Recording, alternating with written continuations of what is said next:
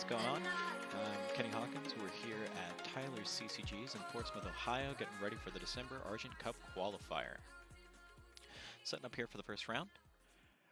We've got Melissa Lovejoy and Isaac Stanley going up against each other with a Liam Sola and a Gillian Sola build. Still setting up a little bit here. Hope all these levels are good. I'm not really good at this thing, so let's figure it out together. And by together, I mean just me right now. Cool. So, looking at it right now, we've got Melissa running base towers. Looks like she's got a stamped Tower of Darkness. The thing's pretty as I'll get. Fancy, I don't know if that's a foil. Gillian over here for Isaac, but it's pretty either way. It's a full art. We can't really complain too much. And it looks like we're running the surging Tower of Surging Torrents over here for Isaac. If I remember right, if he's behind on towers, he can search for a spell, add it to his hand.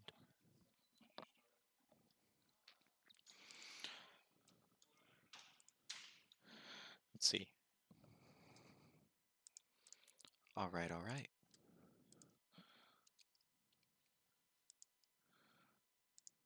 Let's go ahead and throw that up here. There we go. Yeah, there's the Tower of Surging Torrents. You can only use it if your champion or spirit is water. We're going for high roll. Is that a 1 or a 6, he asks. Let's find out. Let's flip it over. It sure is one of them. All right, we're going to draw 7. Let's see. It looks like Isaac won the roll here.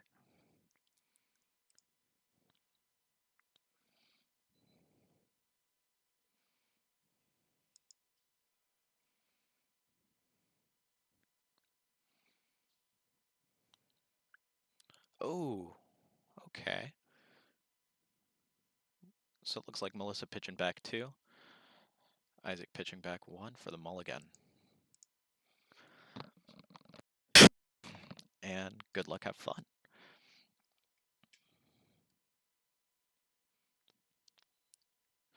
Okay. Running Cloud today. We've got, all right, turn 1 plays that we're going to turn our shard sideways. We're going to drop a Blue Rose Knight and pass to you. All right, end of your turn, he says. I'm going to go ahead and reveal 3 spells, 4 spells. Cost is 4 or less. Put it in my hand. Draw for turn. Charge Scalion. Goes into turn 1. Already coming out strong here. Throwing cards all over the place, though, Isaac. He's going to go ahead and do it again. He's going to reveal 4 spells. Take a 5th one. Looks like he just picked up a finishing ray, maybe?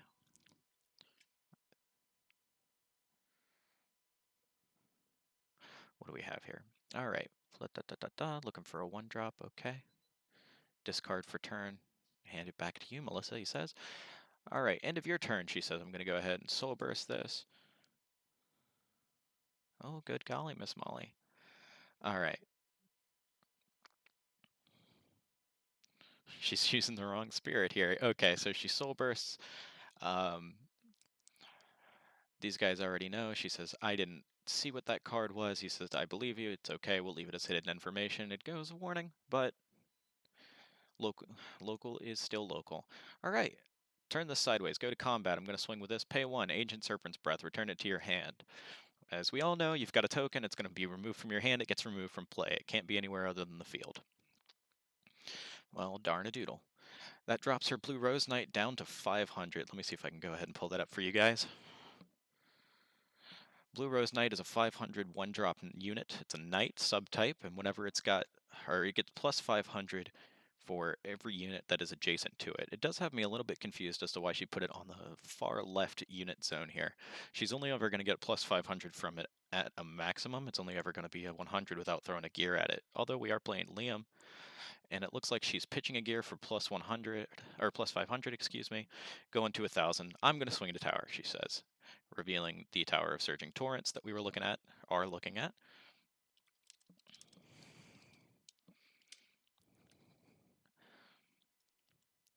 Okay. Pay 1. Phantasmal Guards.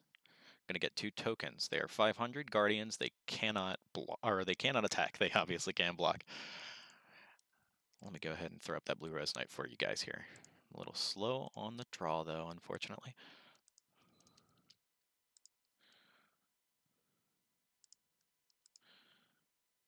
There's that.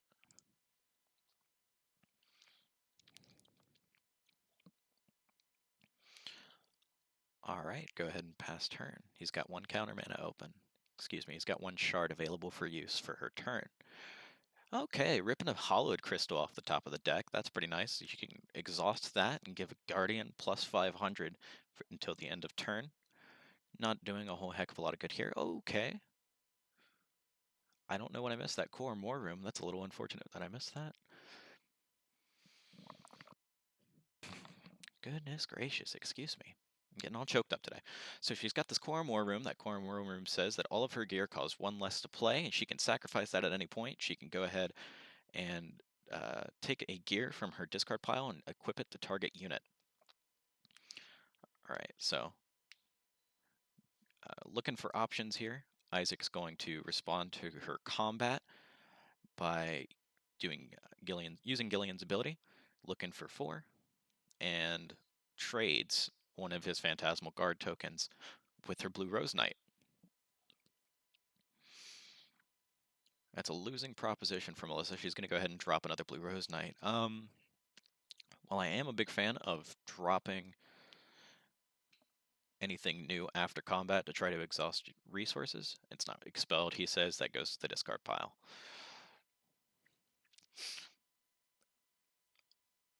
I am a little unsure if she had dropped that Blue Rose Knight at the before she attacked. That Blue Rose Knight, the first Blue Rose Knight, would have survived.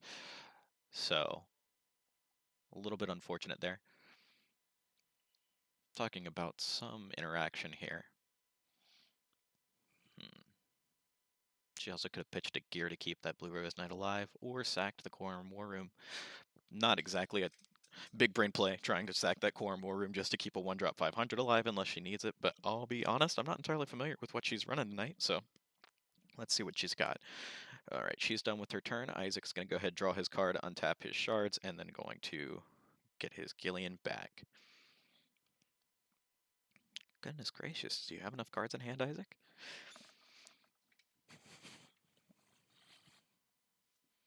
I'm going to go ahead and use her ability. I'm going to show you these 4 spells. I'm going to flip the top card of my deck. It's a spell with cost 4 or less. Put it in my hand. You can never have too many cards in hand, unless you do.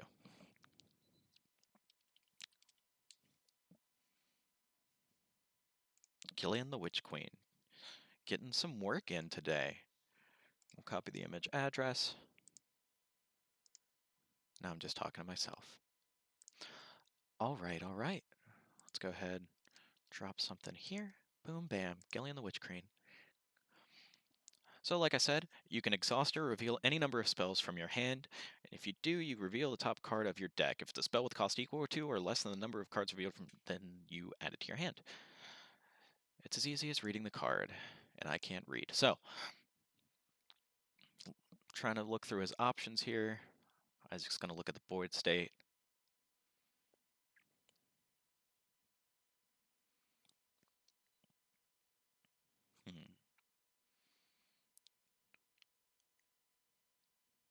All dressed up and nowhere to go, it looks like. Trying to figure out what we're doing.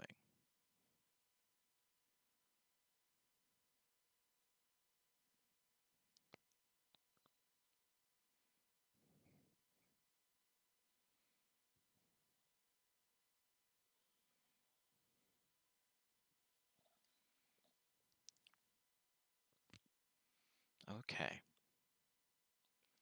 So we're going to pay 2. We're not going to pay 2. We're going to pay 1. We're going to pay 0. We're going to pay something. We're going to pay something to play something. And the train's nice and saying hi to us on the way by. I don't know if you guys can hear that on the stream, but it's pretty interesting. Tap it down 1.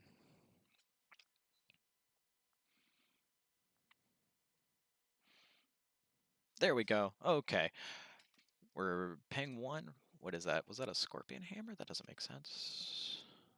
Oh, yes it does, because she's got a Core More Room, doesn't it? Tidal Rushing. Okay, so we're going to Tidal Rush that. It looks like that was, in fact, a Scorpion Hammer. So it looks like her play there was she was going to equip the Scorpion Hammer, expecting him to Guardian, and if he does, then she goes ahead and stands back up and swings at a tower again. Isaac not liking the way that play works, not wanting to lose a tower to the Blue Rise Knight or Guardian or both, plays Tidal Rush that's an insta-cast as an additional cost. He can Shard Raid 1. If he does, he returns it to the owner's hand. But as it stands, he's just going to Tidal Rush with its base ability. He's going to return target unit to its owner's hand, then draw 1 card, and it's going to throw that Scorpion Hammer into the discard pile. Doesn't exactly hurt Melissa playing a Liam build. She can either pull this back out with her Quorum War Room.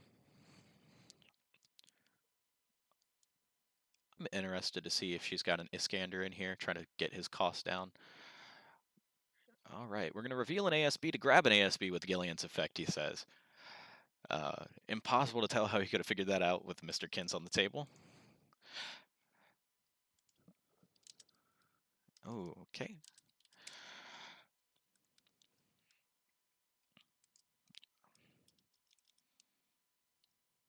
Mr. Kins, Cryptic Familiar. You're making me work today, Isaac. playing all of these fancy cards.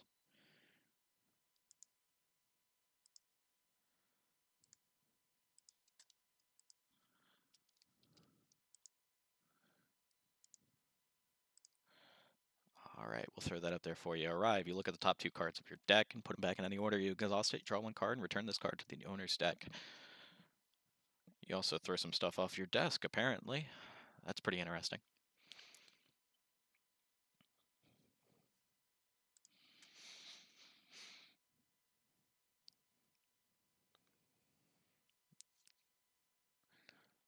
Okay. That is a Shard Beast. I think that's a Raging Shard Beast. A Raging Shard Beast says that you cannot play cards with cost 3 or more. But he's going to ASB that instead. Ancient Serpent's Breath, he's going to return it to her hand.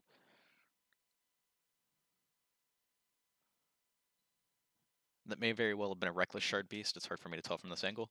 Reckless Shard Beast says that with an Arrive trigger, you can destroy one of your own towers, give it quickness until the end of the turn. If that is the case, he may have been looking to ASB it in response to the Arrive trigger, so she does not destroy a tower to give it quickness. She's going to recast that. Oh, if only I could see.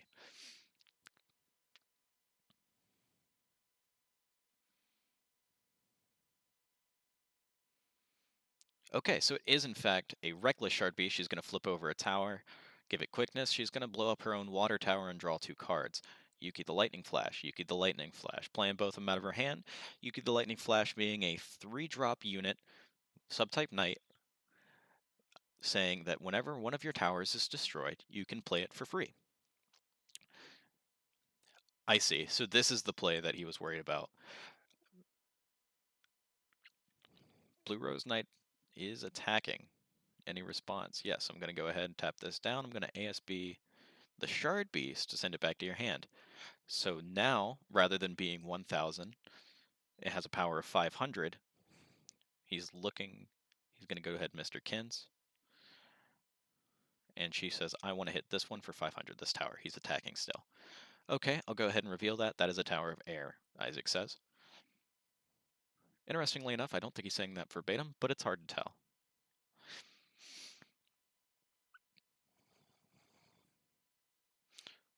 All right.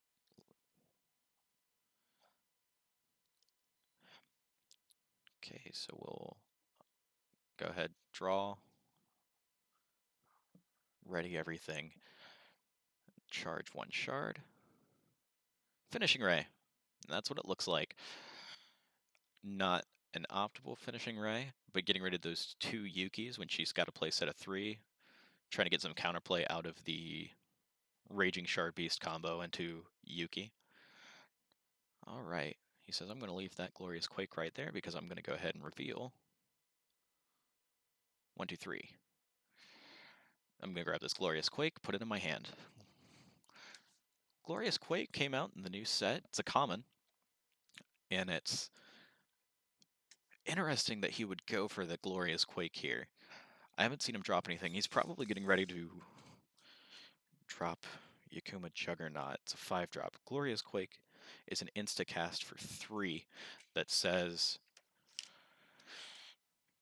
that you deal X thousand damage to target unit and exhaust adjacent units to that target, where X is equal to the highest cost of units you control currently. Right now, with only Mr. Kins, he's only going to be able to do 1,000 damage to it. Wow, it's more than capable of blowing up that Quorum Squire that Melissa's got on the table. I'm not sure what the play there was. And we're going to Shining Shard Dagger. We're going to give that quickness and plus 500. Playing that for free is not a bad deal with those 2 Quorum War Rooms down. I'm interested to not see a Longinus or a Caliber get dropped. Both of those are really, really important for Liam. Both of them equipped for 1,000, as I recall. One of them you sacrifice and the equipped unit cannot be targeted by spells or abilities until end of turn. I'm going to go ahead and swing with my Squire for 1500, she says. It's plus 500 here. That should blow up your tower, right? Oh, I see. I didn't know that. Yes, that's destroyed. So you do, in fact, get your knight token here, Isaac. Boom. 2000 Guardian isn't a bad deal, but he was not expecting to lose a tower there because he didn't account for the plus 500 from the Shining Shard Dagger on the Quorum Squire's 1000.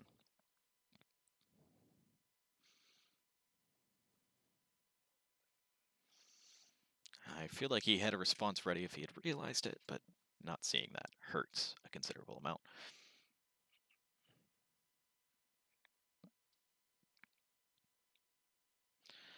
I'll go ahead and cut.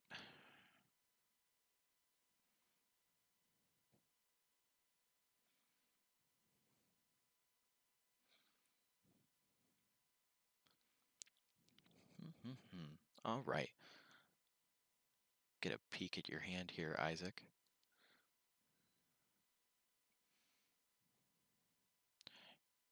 Calculating. All right, we're going to pay 2. We're going to drop another Shard Beast. So that is a Reckless Shard Beast. I totally missed that. Paying 2 on that. On the earlier Shard Beast, I should have noticed that. All right, so she's going to go ahead and pass turn.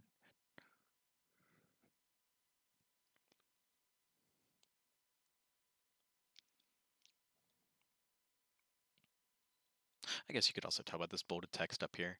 Definitely can't see where I'm pointing, but it looks like you've got bolded text up there that should indicate that that is a keyword. I'm just going to drop my whole hand for for this. Oh, it's his discard pile. Okay, I was so confused. I thought he had exhausted Gillian there.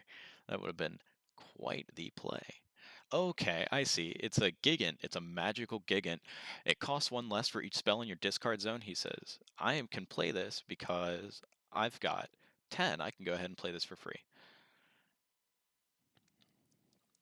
And I think he scooped up his Mr. Kins that was still into his discard pile when he went to show that he could play it for free.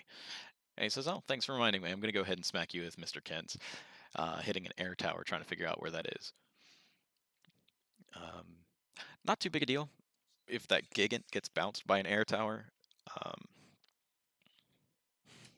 Actually, I'm not sure if it has quickness on it or not. Let's find out, shall we? Let's find out together. All right.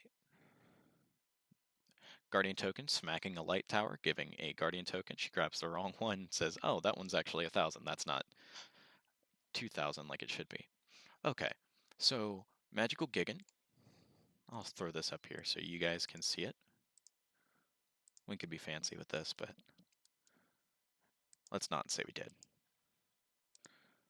There we go. Magical Gigant, 10 drop with Guardian. It costs 1 less card,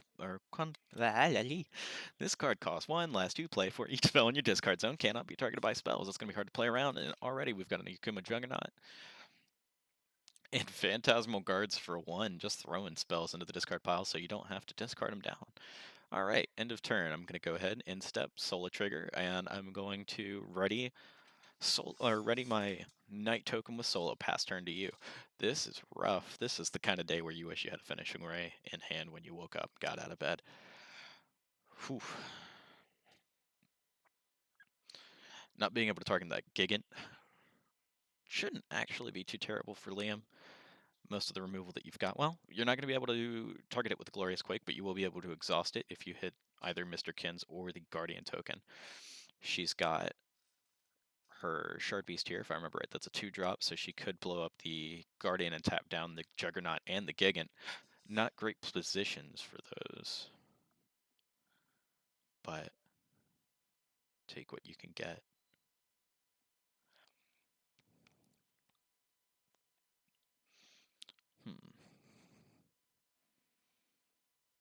We're going to calculate how many shards do we have? 1, 2, 3, 4, 5, 6. 6 and a Corona Shard. That would have been really useful if we hadn't Soul Bursted back on turn 2 to try to cheat out a Guardian token. We lost the Guardian token to an ASB, so that's pretty rough all the way around it.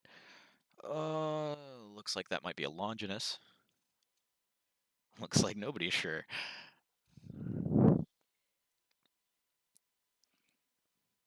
Some say they'll never know to this day. And you know, boo on me for not being able to recognize that from that distance. That is unfortunate. I would be willing to bet that it is not the gear she can pitch for 1500 damage, which means I think it is Longinus.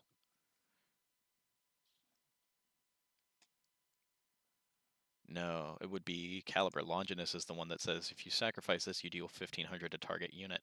You can only control one of either Longinus. Excuse me, you can only control one Longinus at any time, and you can only control one Caliber at any time.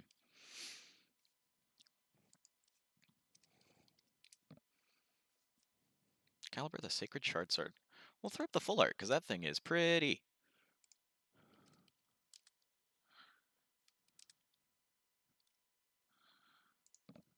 One of these days. Here we go.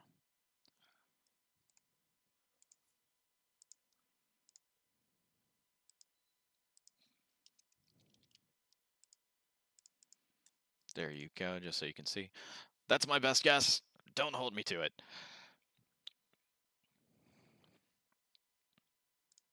Either way, we've got plenty of equipment on that Shard Beast. It looks like it would have to be a Caliber and a Longinus, because like we said, it can only be one, or you can only control one of each. Oh. Give me 2 shakes of a lamb's tail, and I'll be right back.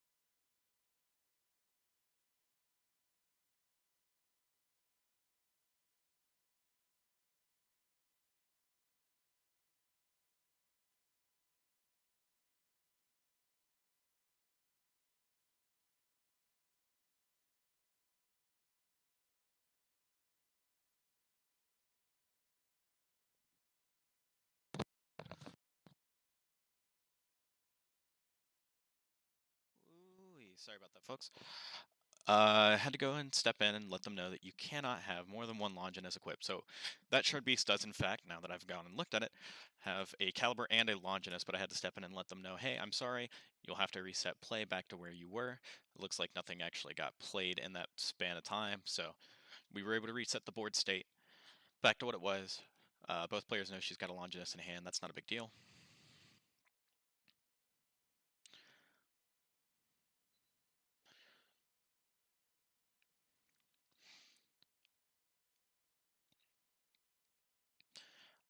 And so it took us a little bit to figure out what the board state actually was, with the Knight token swinging in, getting Guardianed by Magical Gigant. But if worse comes to worse and she really wants to put that Longinus in her discard pile, she can go ahead and discard it with Liam's effect. I'm not entirely sure what she's trying to play here, frankly. Alright, Soul Burst. Hey, can you hand me that Knight token? I want to fill my board, Isaac says. Excuse me just a second. Alrighty, tidy. I'll go ahead and swing with this that I soul bursted on the end of your turn for. We'll hit this tower. Hoping like goodness he doesn't hit the red tower, it looks like, because it would blow up. Oh, I shouldn't have said anything.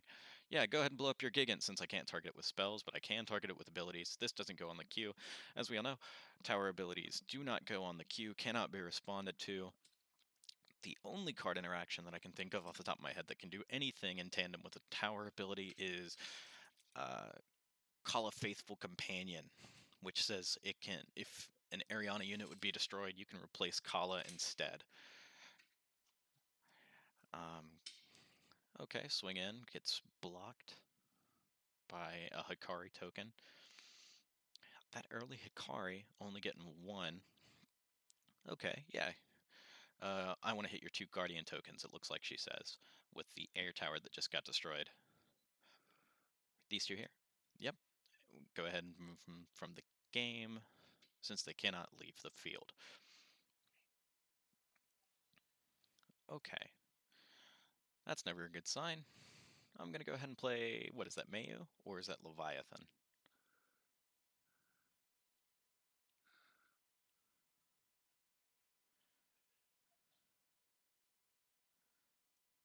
Ooh, taking control of that unit and everything attached to it. I think the appropriate response there is to sacrifice the gear to keep him from having that.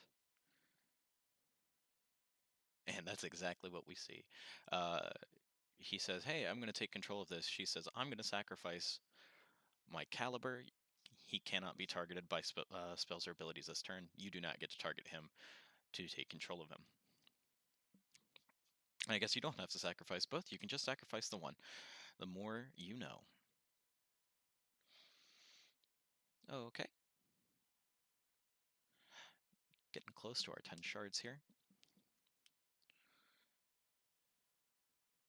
Okay. It looks like we're counting gear in the discard zone. Counting how much we have to play. I smell Iskander. Oh, forgot to ready these, she says. Having that Juggernaut tapped down already is pretty good if she can get a quick aggressive play out here. But I don't know if it'll be enough to go for game. She's down 4 towers. Leaving her fancy stamped Darkness Tower that I was talking about is the only one still here. Isaac with both the red tower and the, let's see, I think he also has his dark tower up, which is not a good place for her to be, because if she swings into that without casting what I am willing to bet money on is Iskander. I'm reasonably sure that's what it is. These foils giving me fits today.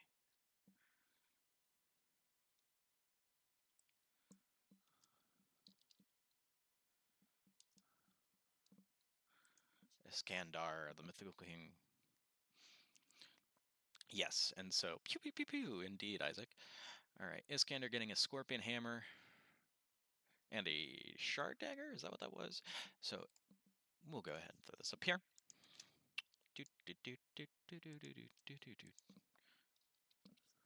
I'm so lonely and sadly alone. Iskander, the mythical king. He's a 10-drop with Destroyer, but he costs 1 less to play for each card in your discard zone. When he arrives, you take 2 different gears in your discard zone and equip him to this card. If you expel a gear from him, you can expel target unit, which might be your best method of dealing with both the Leviathan, the legendary there, and the Juggernaut. Isaac is tapped down. Yes, that was a Shard Dagger earlier. It looks like that is a Caliber equipped to Iskander, so he doesn't get, bounce back to hand and lose all that gear. Not a huge deal, but it is a recast. It's a whole turn. And I want to hit that tower. No, not that tower. That tower and that tower. He does have a Destroyer, in fact, and that is interesting. Okay, so the Dark Tower and the Fire Tower. I'm going to blow up Iskander with the Fire Tower. Can I do that? Yes, I can. Dark Tower, let me see your hand. You only have 1 card in hand. Okay, so discard it. Yes. Oh, checking to see what all the gear is after that ruling, trying to make sure that we don't have 2 Longinus or 2 Caliber. Nope, this one's Longinus. This one's not the same one. Okay, no, he does not go after Iskander. He blows up the Shard Beast, and she says, Well, I'm trying to figure out what it is. Either way, looks like he didn't hit Iskander. Boo on me for that. Hits the Shard Beast, since he can attack this turn, so avoid lethal. Quorum Squire here with the Shard Dagger from 500,000 years ago, swinging into the air tower here. And no response. Gonna go ahead and turn this over. Bounce both. Now, this could be interesting. Now with an empty hand, she's trying to see if that gives her enough to recast Iskander out of hand. If it does, she actually should have had lethal. But I think she comes short. 1, 2, 3, 4, 5, 6, 7. No, she's 3 short. Had it been turn 10, you could have gone ahead, recasted him, gotten a Shard Dagger, gone for quickness, gone for game. That's not what happened. We're going to blow up this tower. Let me see your hand. There's a Holy Slash right off the top. Glorious Quake from earlier. Tidal Rush, Finishing Ray.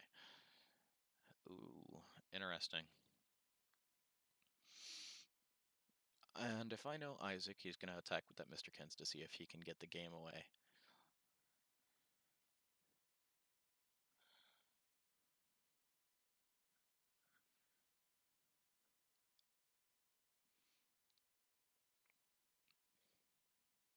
Interesting. Okay. Really belaboring this. I shouldn't say belaboring. That does sound a little bit crass, but definitely taking your time, making sure she's got what she's looking for. Discards the Tidal Rush. Go ahead and Gillian. Let me show you all those spells you just saw. You see how I had all those? Let's draw another one. And it's another Finishing Ray. Not incredibly helpful here. Swing for Mr. No, we're actually going to exhaust Mr. Kins. Play this. Get our statue at the Argent Tower that lets me draw 1 card. I'm going to sacrifice it. I'm going to take 3 units from my discard pile. 1. Up to 3. So we're just taking the 1. Put it back in my deck and shuffle.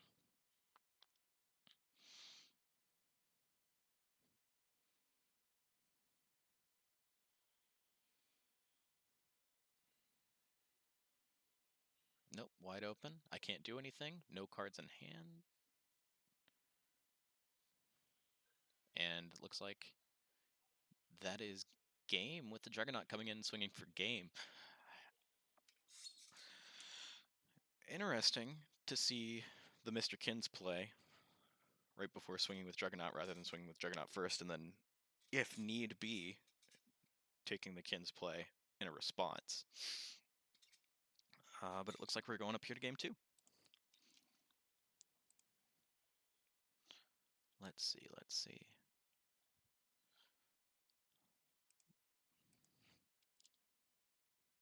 Yikadoodle.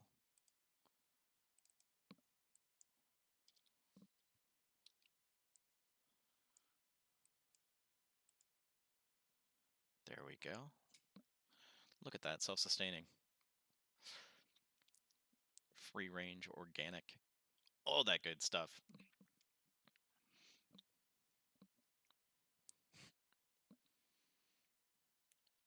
Okie dokie. We've got our towers, same as before. We've got Melissa on the left running base towers. We've got Tower of Surging Torrents over here. Yeah, it might be important to ready your champion and flip your spirit face up before going into game 2. Could be helpful.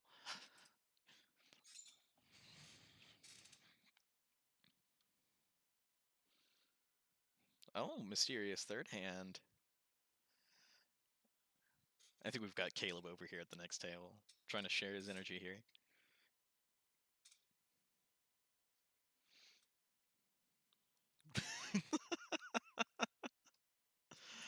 Oh, goodness. All right. So Melissa having the option to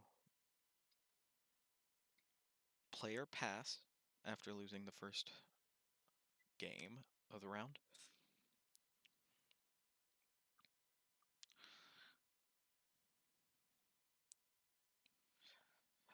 Man, oh man.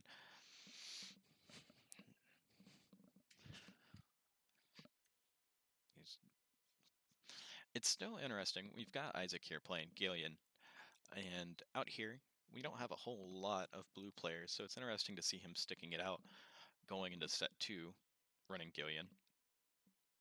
Whoa, throwing everything around, aren't you, Melissa?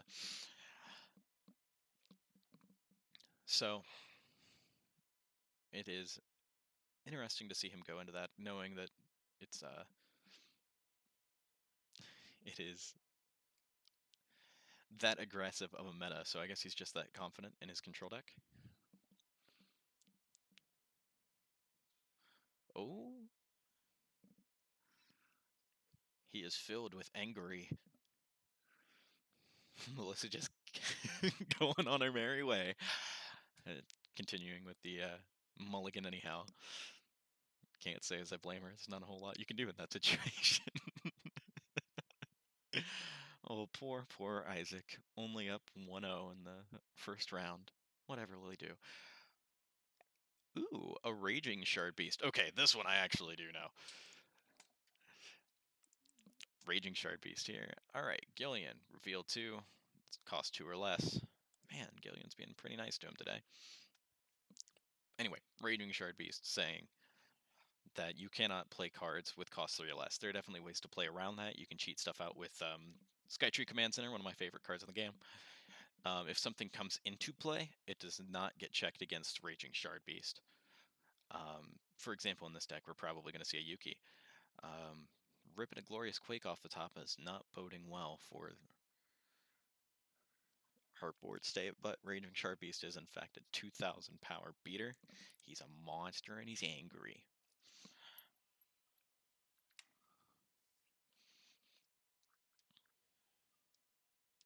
Oh man, oh man. Swinging in with the Shard Beast. Alright, in response, I'm going to go ahead and get Mr. Kin's going to take this card off the top, put Mr. Kin's back on top of my deck. Your attack is good. I'm going to hit this far right tower, and it's the light tower. He's going to go ahead and get a Guardian right out of it. Oh, man. Not exactly an optimal situation, being able to draw out an answer to your own unit for free, but hey, we'll take what we can get. Tower's a tower. Alright, that's the turn. Alright, we've got 2 shards here. I'm still throwing stuff at myself. That's okay, though. Alright, blow up the air tower. Gonna bounce that token back to your hand. Leaves the field, drop a Yuki instead. Coming out ahead of a unit as the defender. Not exactly a bad deal. Just Yuki is straight value. Play it for free. Get a 2,000 beater with target attack. Sure, I'll take that deal all day.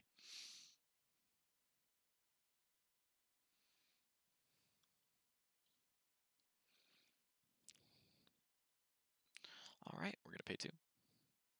Reactive runes. Interesting play. I guess I never really thought about it, but it did come into play this turn. Main phase reactive runes. You hate to see it. It's an instacast.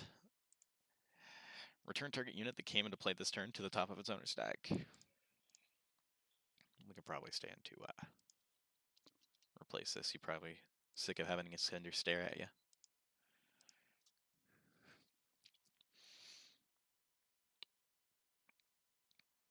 And swing in with the Shard Beast. Right there. We're just going to go right to left, and I'm going to blow it up with this Tower of Fire. Okay, have a nice day.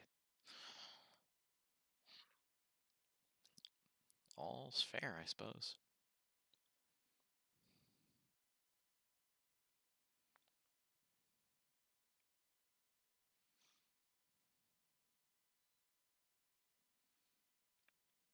Alright, we're going to drop a... Oh, Melissa, we know how this happened last time. Wrong shard there. Keeping her hollowed crystal, we're going to attach a shining shard dagger to the guardian so he can attack this turn after soul bursting. It's a play. Okay, this play's got legs. I see where this is going. I can't complain too terribly much, and I need to tap them down before I attack. But yes, he is attacking. You're attacking a tower? Yes, that tower. Tower of Surging Torrents, and unfortunately he is behind, so he's going to go fish out his spell of choice. Check out my new weapon of choice. Go ahead and get rid of that, just for funsies.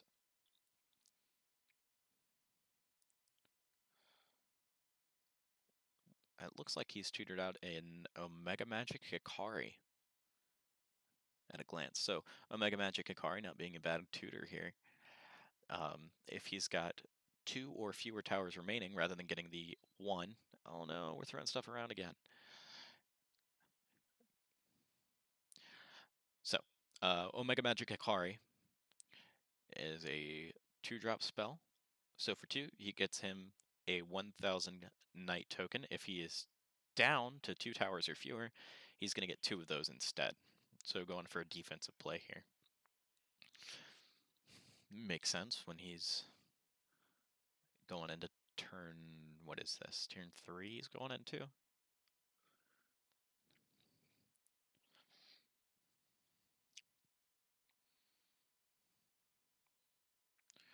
Trey and Trescent. I guess that would be Tress and Trescent if you really wanted to mess that all up.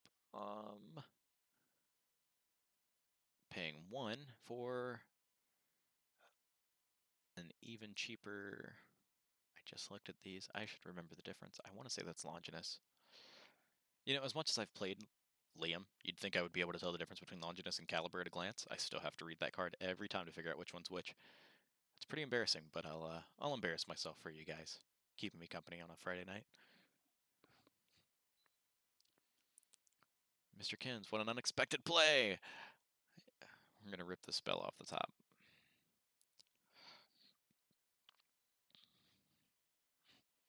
I think he just drew into another Hikari?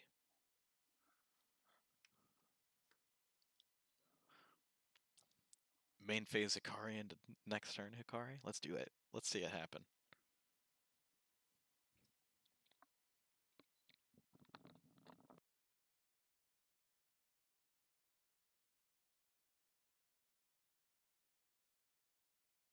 Excuse me, I'm getting all choked up.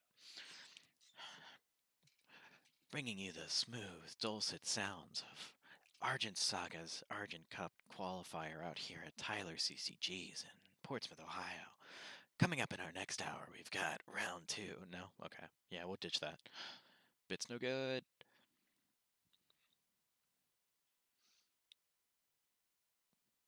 Just bail on that hard.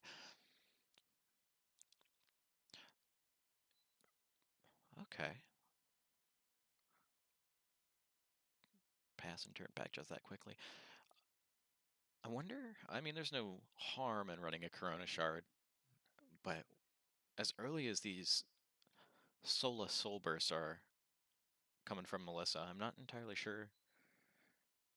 Well, I guess, like I said, there's no harm in running a Corona Shard, but we haven't seen one fire off, and that makes me a little upset. I like Corona Shard. It's a nice card. Corona Shard saying that you can exhaust it, flip your spirit face down, destroy target unit. Nice to play around things like Gigant in a pinch, whenever you can't target with a spell, but hey, what are you going to do?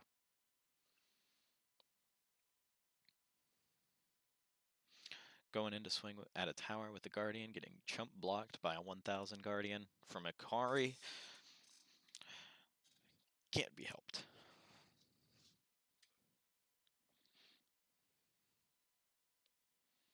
Mr. Kin's going to use his ability, going to draw a card, we're going to put him back on top.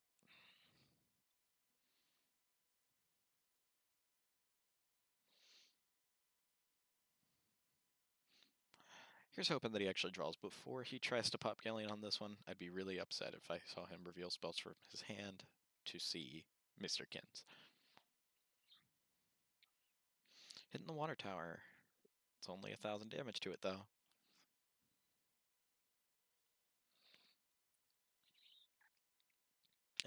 Interesting situation that we find ourselves in here. Alright, hits the fire tower. She's going to blow up the Guardian token with the fire tower.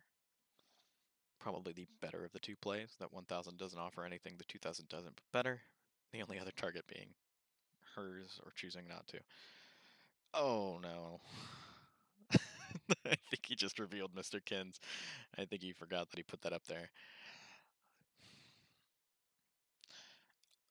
Okay, I think that's the new era. Not Secret Project era, but the new era from set 2. This one's saying that the tower behind era cannot be... Oh, he's getting hype over here. So the tower behind era cannot be attacked as long as she is exhausted, I believe, and then you can exhaust her to move her to another unit zone.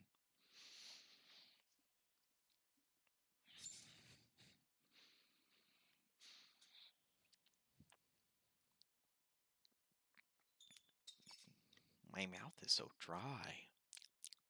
No, we're not doing that? Okay.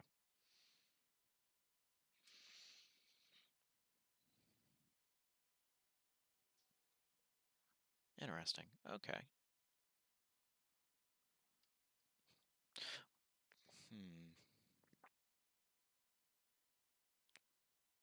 Is that Kara? Okay, Kara has a 6-drop that gets all sorts of fancy fun abilities whenever she's the last unit that you control. I want to say she's like a 3500. And then if she's your only unit, where is it? If you have one or less, oh, excuse me. Okay, so if you control no other units, it cannot be targeted by spells or abilities. She gets all of the other abilities whenever you have one or fewer towers remaining. It gets plus 1000, taking her to 4500 with Brawler and Guardian. Not a bad deal. And it costs 1 less to play for each of your destroyed towers. That explains a little bit more. Here's what she looks like. Swinging in with Karna, we're gonna use Guardian. Oh no, I'm sorry. We're using the ability here. Keeping her exhausted and moving her to the other zone.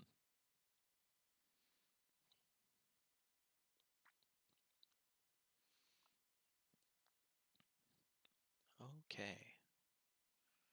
Drawing for turn.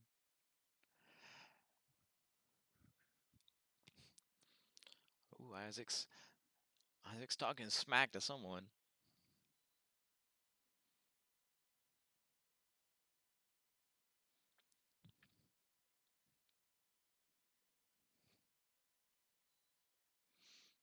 Alright, what are we doing here?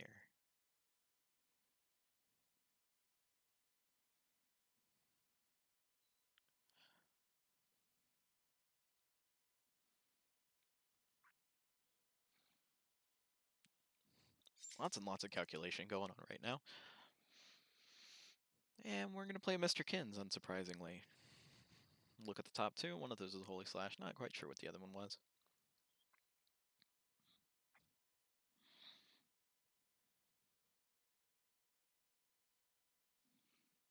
There's Glorious Quake in hand. It looks like he's got answers, but he's worried about Kara?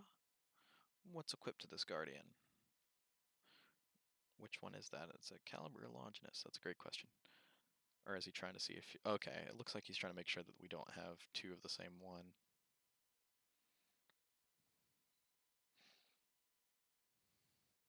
I'm not entirely sure what that is. And it's gone forever. I'll never know. It gets shuffled back into the deck, so I want to say it's a Tidal Rush with a Shard Drain. Oh, it might be Cryptic Secret, I think is the name of the card. It's just a 2-drop that says shuffle a unit back into its owner's hand. Owner's deck.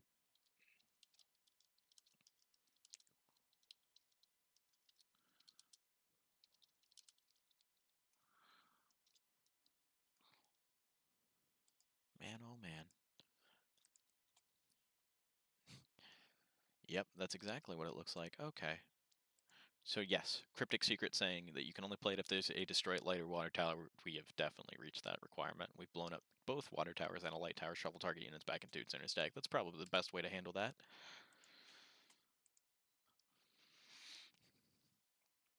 Let's see. What else are we up to?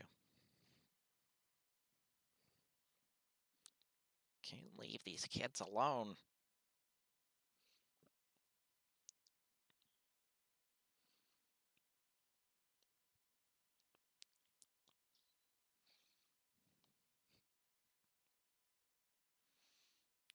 Okay, okay.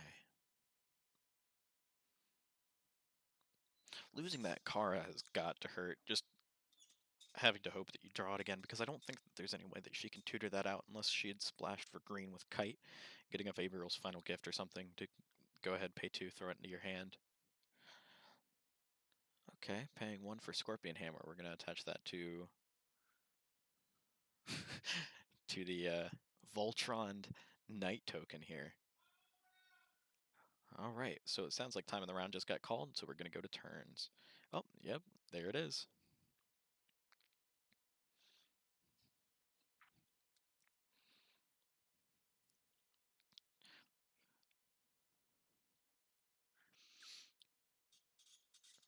Okay. So go into an additional 5 minutes of overflow, and then or 3 turns, whichever comes first. At that point, this is game 2. Being that it's game 2, I don't know if Melissa can take the round without taking this game, and even then it's a 1-1 draw. So that's unfortunate. Okay. So we're going to swing in, we're going to hit the air tower, I'm going to rush for this, and yes, you're going to bounce that to my hand. It's a 50-50 shot, and she can't hit the other one, so that is not exactly a bundle of fun. Hard casting a Yuki the Lightning Flash. And attaching a gear to it. Which gear is it? Oh, be kind and let us see it. Alright, we're going to swing in with Yuki the Lightning Flash. I want to hit this. You can't because she's exhausted any unit zone in front of it. Makes sense. And darn. So it looks like she did give that Yuki quickness with a Shining Shard Dagger now that I can see the top of that card. And that makes sense, being that she just did swing with it.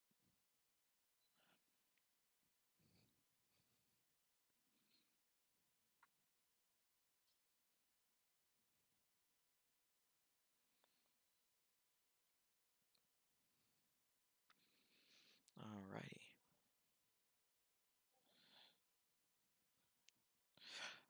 Okay, going into the next turn. Both Corona Shards. Oh, I say that. It looks like Melissa still hasn't found her, so I guess I can't fault her too much for the early solo play there. Ooh, Jamile. The new secret rare Jamile. Not exactly optimal. Jamile Celestial Wielder. If you have 5 or more cards in your hand, the next water card you play this turn costs 0 to play. Otherwise, draw X cards. Whenever it leaves the field, it gets expelled instead. Or rather, when it leaves the field, it gets expelled. Full stop.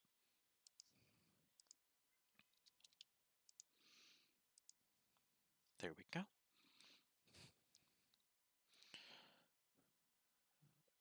Looks like he was scouting out that tower with Mr. Kens there. Alright, swinging in for 1,000. We're going to hit the light tower. The light tower? The light tower. Yes. It's destroyed.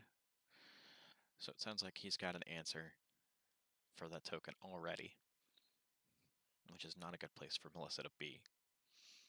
I'm going to swing for 1,000 at the dark tower here. Yes. Melissa trying to decide whether or not she wants to guardian that. Yes, she does. Destroy that token. Okay. Jamile. He's going to May you for free because it's the next water card that he plays this turn. Then he's going to dig a spell out from his discard pile, put it into his hand, and I think May you says that he gets to play the next water spell for free. I can't remember off the top of my head. Looks like he's picking up a Tidal Rush.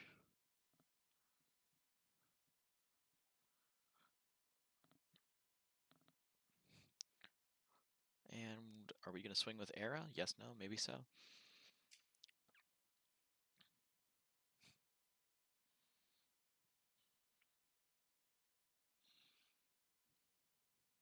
All right, I'm going to go you. I'm going to show you 4. I'm going to grab 1. Holy Slash, it's got to cost 1, less than the 4 reveals he puts into his hand.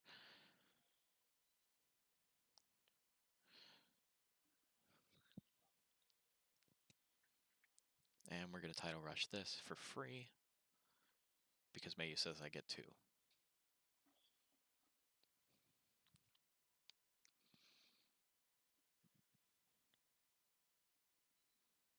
Okay. Leaving cards everywhere.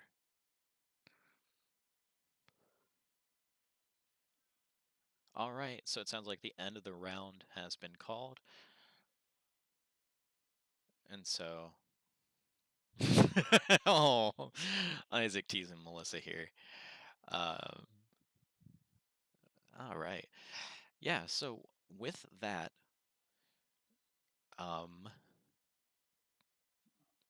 it looks like, yeah, I'm trying to remember how this works. I can't remember off the top of my head. I keep saying that phrase, and it's driving me nuts. I can only imagine how you guys feel about it. So we've got Isaac down 4 towers.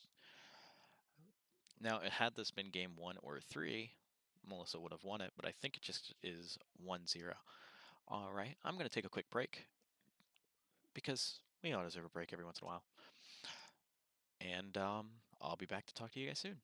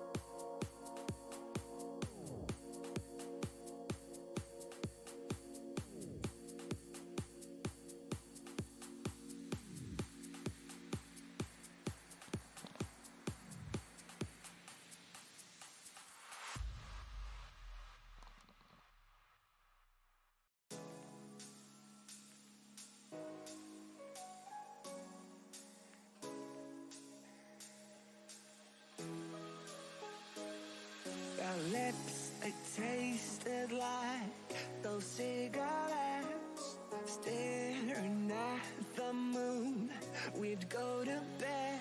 In my arms, you're safe and sound, without a threat. And I can't wait to see what happens next. How far can we get if we sail a little bit high, a little bit low? How far can we get if we sail a little bit high, a little bit low? We're still a little bit young, but I'm all in. We're still a little bit dumb, but I'm all in. We're still a little bit young, but I'm all in. We're still a little bit dumb, but I'm all in.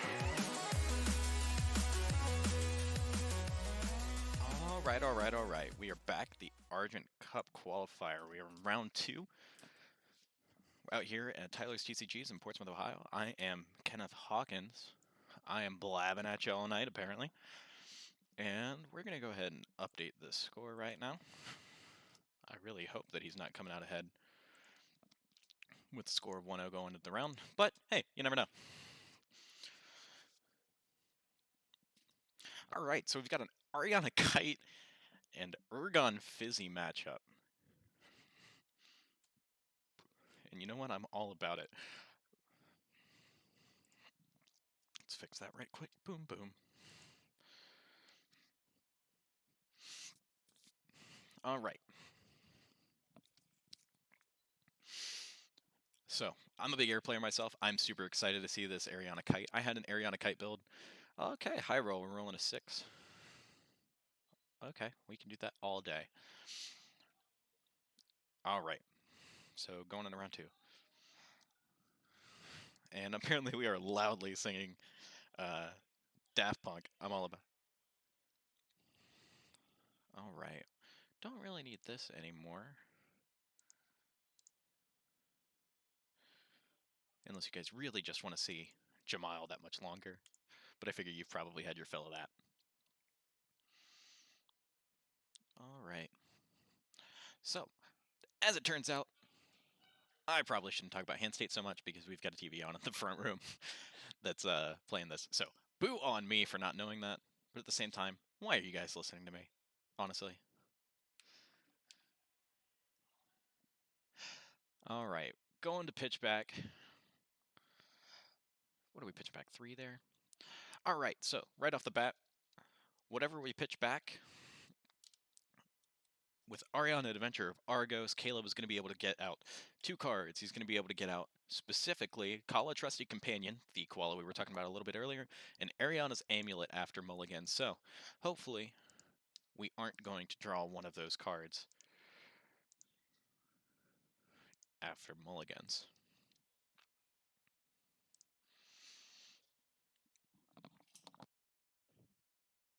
All right, turn 1, we've got a Skyship Engineer. We're going to pass turn real quick. We're going to go back and drop a Golem. Oh, I can't even tell which Golem that is. We're going to Ergon to Self-Mill. Oh, we are going back and forth. Holy goodness. All right, we're going to bounce that back to your hand with the Air Tower. Okay, replay it.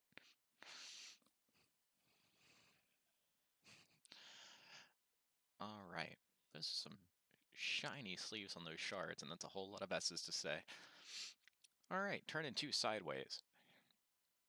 And we're going to play a Skytree Hawk. Skytree Hawk saying that whenever it's returned to your hand, you can choose to discard it. If you do, draw 2 cards.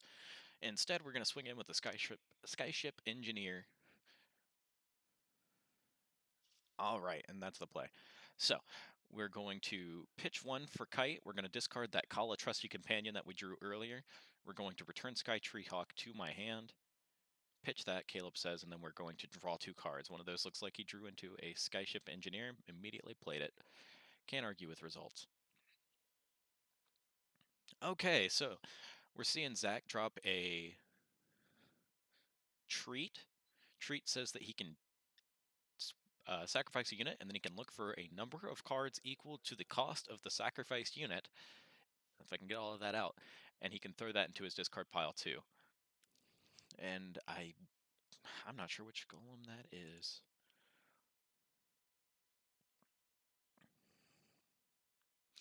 And it looks like that's exactly what they're talking about here. Because he has a cost of 1. Yeah, so he can get 1 card and put it in his discard pile. So we haven't seen it yet, but I'm sure that we're going to. Obsidian Gargoyle. Okay, so yeah, he's going to treat for an Obsidian Gargoyle. Obsidian Gargoyle says that whenever it gets sent from your deck to the discard zone, you can put it in the play instead. So he's going to treat it, taking it out of his deck, put it directly into his discard zone with treat, and then it triggers the effect, and it puts him into onto the field. So, like I said, can't argue with results. All right. So, 2 shakes of a lamb's tail, and I'll be right back.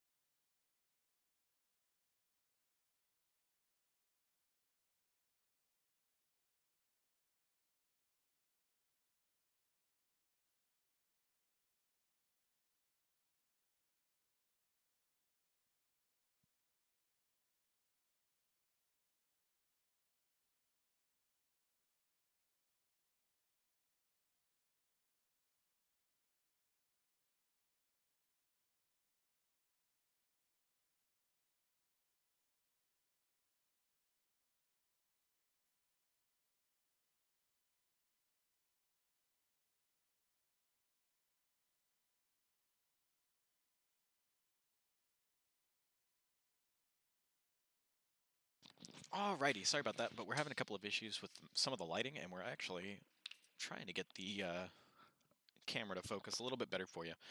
It looks like I missed an entire play about an arbor carbuncle, but what are you going to do? So let's see if I can get caught up on the board state here. It looks like Zach lost his Tower of Surging Shadows.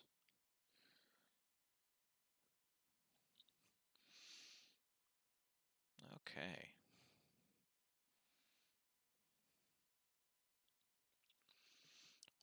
So Winds of the Cloud Sea in the discard zone here.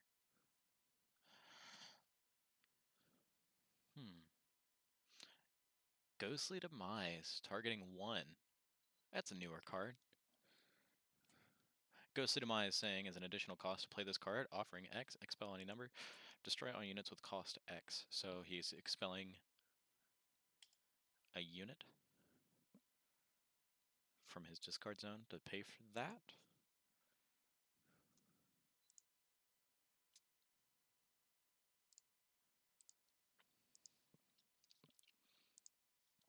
And we'll throw up the full art one just because it looks so pretty.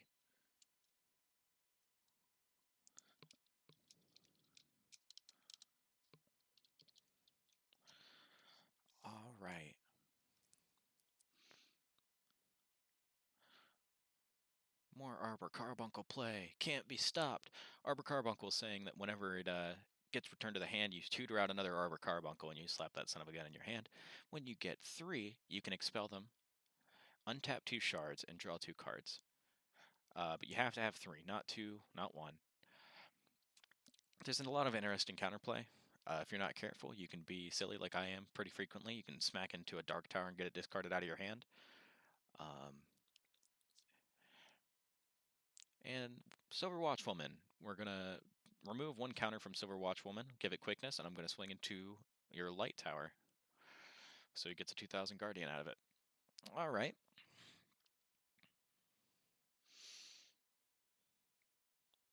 Expel 1, 2, 3 Arbor Carbuncles, untap 2 shards, and draw 2 cards.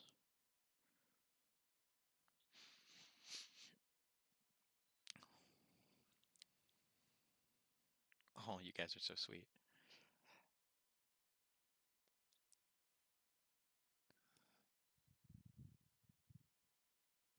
All right, dropping a Skytree Hawk. Return it back to my hand with Eaton. Eaton Righteous Outlaw. That's the second trigger. Or rather, that's the second card returned to my hand this turn. So Eaton gets to be played for free. Eaton Righteous Outlaw specifically says that whenever it is in your discard zone and the second card, the second unit, excuse me, that's in your hand is returned to your hand in a turn, you can play him for free. He comes in exhausted. He's a 2500, and I think he's a 4-drop. He's also pretty good with, well, he would be pretty good with Eaton if there was something, or Eaton, or, whatever you'd like to call him, as a champion, because then you could pay 1, sacrifice it, and then move it up to a 5-drop. But I haven't had a whole lot of 5-drops in air that I've been playing, so I've just kind of gone without doing that. I'm actually a bigger fan of Ariana just for the hand size and the early draw off of the amulet, as silly as that sounds. But we didn't see that here. So we've got Eaton Righteous Outlaw here. So you can discard him, return an air unit you control with cost for your less to your hand. That's what we saw with the Skytree Hawk. And again, Skytree Hawk saying, hey, when this comes back to your hand, you can discard it and draw 2 cards instead. So it still does meet the requirement. It does come into your hand, but then you discard it, so then you can Eaton Righteous Outlaw out of the discard zone and immediately play it. It is money. It's straight value. Now, unfortunately, you wouldn't be able to like Royal Command or something like that. Okay, Shade of the Silver King. That's not a good sign. Shade of the Silver King in his discard pile. I missed that. That's not good. Offering 7, you remove or you expel 7 units from your discard pile. You play him for free. You can do it on either turn because it's just an activated ability. And he does, in fact, have Destroyer. I want to say he has Guardian and something else. Can't get. Oh, that's gross. Golem of Allurement to blow up his light tower, drops a Golem of Allurement, and takes control of the Guardian token there. That's not a good position to be in for Caleb. Interestingly enough, tonight we have 3 Calebs, so I feel like I could not look at the stream and just say Caleb and probably get it right, statistically speaking. I know that's not how statistics work, but I'm not good at math, so don't tell anybody. Turning Silver Watchwoman sideways, we're going to swing at the Shade of the Silver King. It looks like he removed the counter so it doesn't take damage this turn to do it. Shade of the Silver King is a 4,000 power creature. This one he's willing to give up his Eaton for. No, he didn't remove a counter. I'm off by a turn. That's what I get for looking away. I'm a little slow on the... there we go. On the stream there, but there's the Shade of the Silver King. He has Destroyer, Guardian, and Target Attack was the other keyword that I was forgetting. Sky Recruit. Interestingly enough, Sky Recruit says, hey, when Sky Recruit comes into play, you can search a deck for a Sky Recruit. And we're just trying to speed up this loop because it looks like we're going to kite it back to my hand, get a shard back from Kite, bounce the Sky Recruit back to my hand. Oh, he was doing it for a Tornado Shot. to do 2,000 damage to it. Now remember, he already did the 2,000 damage to it with the Silver Watchwoman earlier. And another tornado shot over here at your Guardian. Interesting. Okay. I can't say I hate the play. Ariana. Ariana, Hope of Argos. So it's a 3-drop brawler. Whenever she's destroyed, you can discard a card from your hand, search for an Eaten unit, and put it in your hand. She's got 1,500. So he's going to drop that brawler, and he's going to swing it into that Golem of Allurement to try to clear this board as best he can.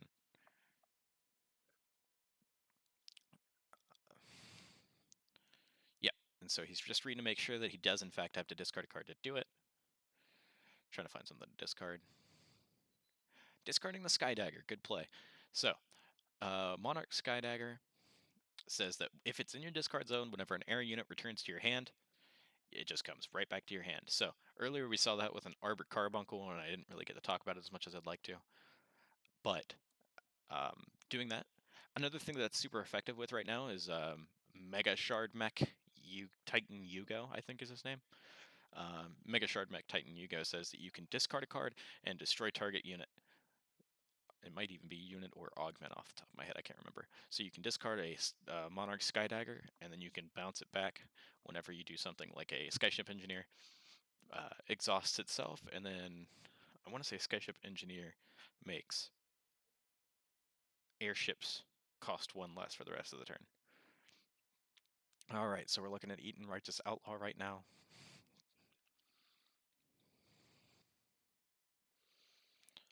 All right. Yep, goes right back there.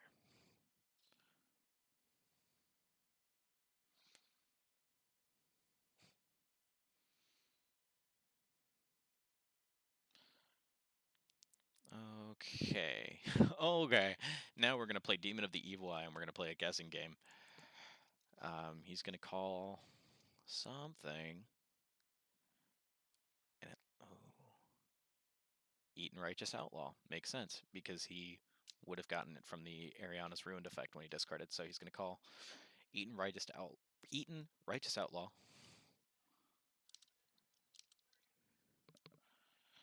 I'm going to look this up so I can make sure I get you the correct information. Oh, goodness. Or I'm going to mistype everything. Because this card is actually something I haven't got my hands on yet, so I am not super clean about what it does. Demon of the Evil Eye. There we go. Alright, so declares a card, and he declared Eaten Righteous Outlaw, then your opponent reveals their hand and discards all that card. Draw 1 card for each card discarded this way. So, looks like he would have gotten an extra 1 out of that. Demon of the Evil Eye. Okay, flip over the Fire Tower, blow up your Eaten. He gets exiled because you used his ability to bring him in from the discard zone. Now, discarding Eaten from Demon of the Evil Eye is not the end of the world, because it will still trigger his effect if he bounces 2 air units in a turn. Nanatsu. And he gets as many counters as there are destroyed towers. I'm just going to let Caleb do the math for me here, and we'll call it 7. 6 plus 1, going up to 1. I think. I can't count. No, he's got to spin down, and I'm just a moron. Alright, Vabriel's final gift. Alright. So he gets to search his deck for a card. He does not have to reveal it because it can be any card. Just puts that right in his hand. So the card replaces itself plus 0 card advantage, and then he's got the -2 shards for it. So not exactly a bad deal. Getting this close to the end. Hey, whoa. Throwing cards around. Card-on-card violence. Can't say I'm a fan. Alright. Urgon Self-Mill again. There's a Shrieker and a Delayed Poison. Nothing too terribly fantastic. I think the only real thing here is the end of turn play for Caleb. If he really feels froggy, he can go ahead and exhaust as a Nazi, remove 4 counters, and blow up that Demon of the Evil Eye, or he can do it in response to an attack this turn, or he could just exhaust it in response to going to combat this turn. Plethora of options out of that card. I'm going to attack. I'm going to go ahead and turn this sideways, remove 4. I'm going to destroy this, it looks like. And response, pay 1. I'll treat it instead. How's that sound? So Demon of the Evil Eye being a 5-drop, he gets to take 5 cards from his deck, drop them right into his discard zone. And looks like one of those is going to be that Celestial. Not Celestial, excuse me. That's a I can't remember off the top of my head. Mayu's coming out.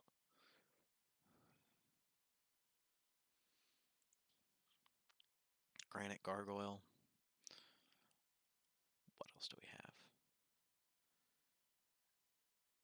And an Eccentric Visitor. I do know that one at least. I got something going for me. All right.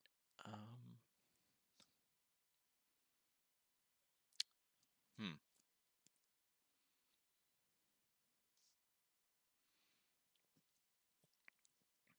Interesting, interesting.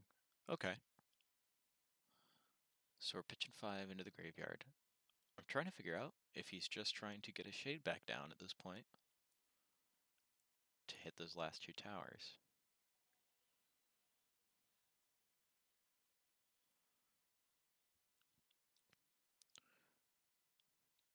Because I can't exactly say that that's a bad deal. It looks like he's just setting himself up by dropping out all of those units, but I can only speculate.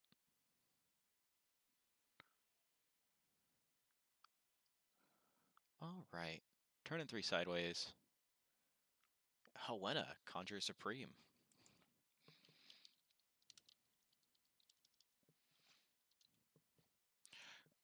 Okay, this makes a lot more sense now. Exhaust offering X. Put into play target unit with cost X from your discard zone. That's why we did the 5-unit tree. That makes sense. Man, that is a gross play. Now, he won't be able to exhaust it this turn due to summoning sickness, but he will be able to do it next turn.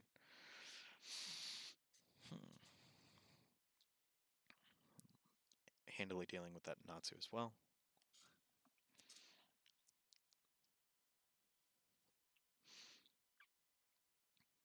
Okay, okay.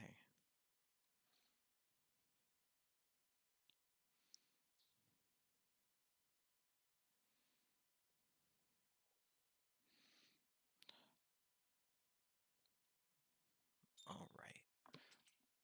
Let me get a quick drink here. I don't have to drink in your ear.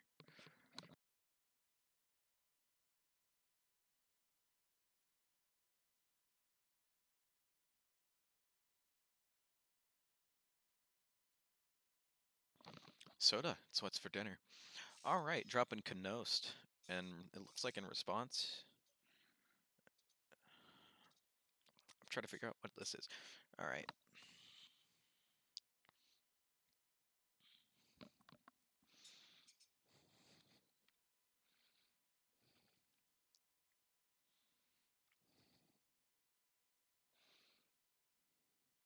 Okay, so he's dropping Knost to make it negative 2,000. I'll be right back. Let me try to get this going.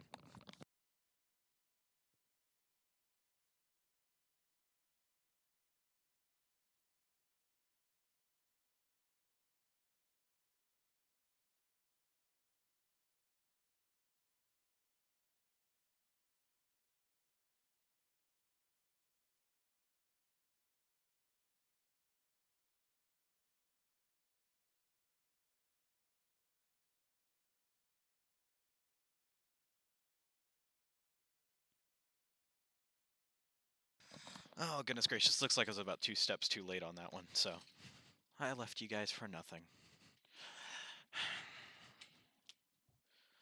I've missed you so much in the meantime. All right.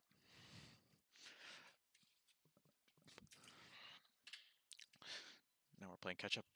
All right, Granite Gargoyle. If I had to guess in my travails from the table back to my desk, I'd be willing to bet that that Granite Gargoyle was the one that he treated out. Or is that just shade? Nope, that's just shade. I'm being silly.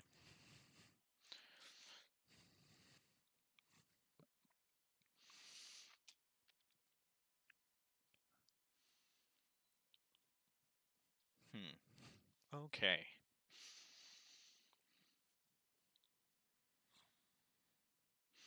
Hey, can I see your discard pile real quick? Yes. All right.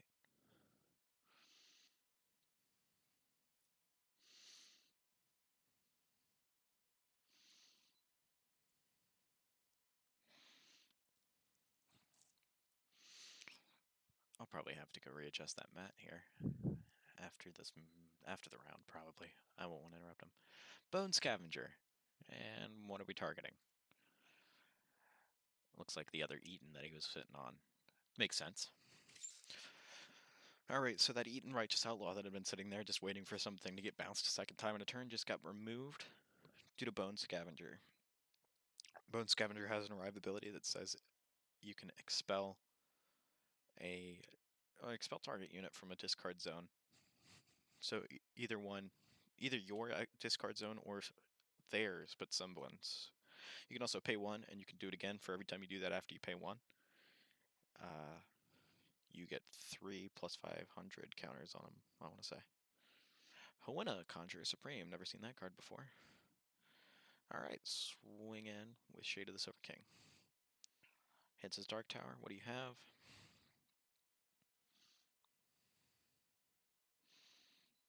Oh, good golly. And I think if he doesn't do that... Yeah, okay.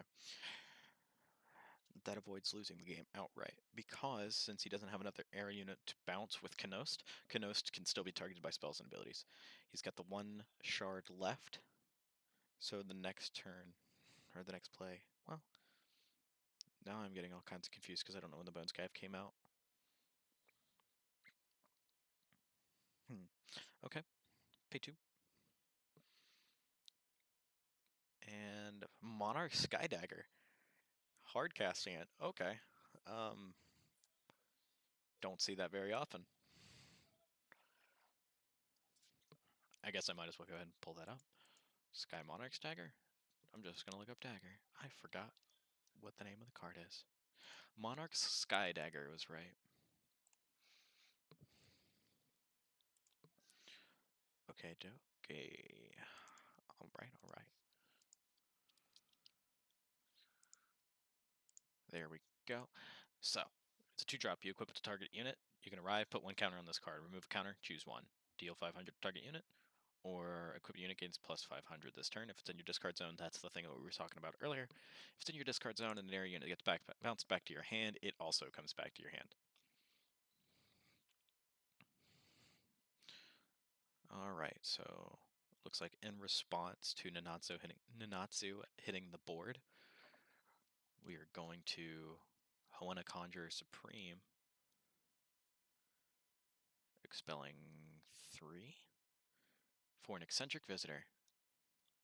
Eccentric Visitor has an arrive ability. If you have 2 or more destroyed towers, you can flip your spirit back over. Okay. And then I think I like where this play is going. Okay.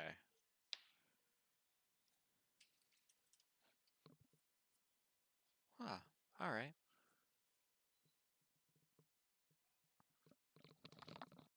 I'll be right back.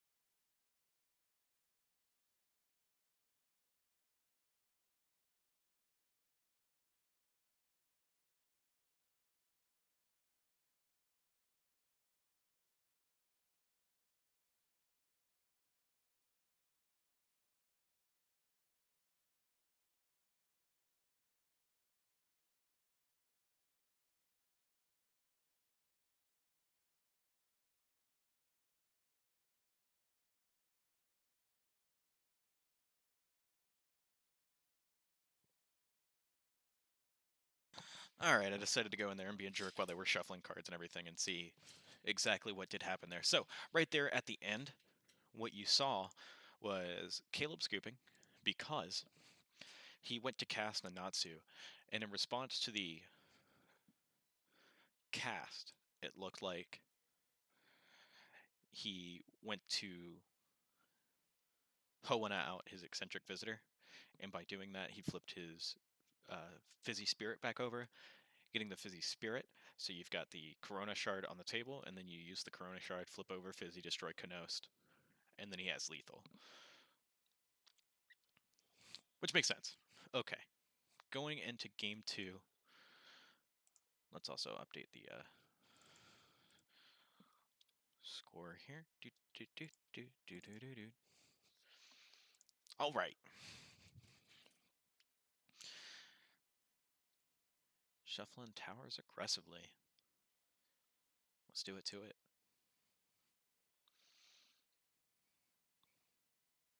No cuts here. Ha! I'm gonna cut you. Alright, well, I will cut you back. Oh, more cuts than a knife fight. Regular Friday night. Alright, 5 cards. Oh!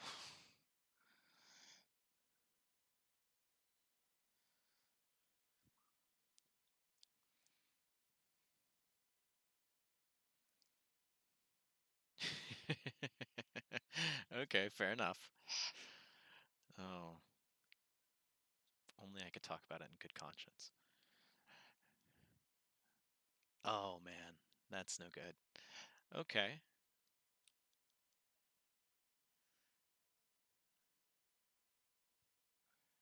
Oh, wait. Yeah. Yeah, there you go. Okay. Nearly completely forgot about Ariana being able to reset the board state there a little bit, but he's still going to play the Sky Recruit. So while you're in there, I'm also going to grab the Sky Recruit. Okay, makes sense. So Sky Recruit, really similar to Magic the Gathering Squadron Hawk. Sky Recruit says whenever you play a Sky Recruit, search your deck for a Sky Recruit and put it in your hand. Play sets of 3. Not nearly as effective as Magic Squadron Hawk, where you just get all of them off of 1 and put them in your hand. You get 4. But hey, in a 40 card deck, what are you going to do? Ooh, turn 1 Shrieker. Shrieker saying take the top 3 cards of your deck. He goes ahead, throws those into his discard pile. Can't say that I hate this. Alright, well, we sure do know where the water tower is. Really need to get one of my water towers altered to just be a water tower, but I don't think that bit is as funny as I think it is. What are you going to do? Oh, look, another Sky Recruit. Who could have seen that coming?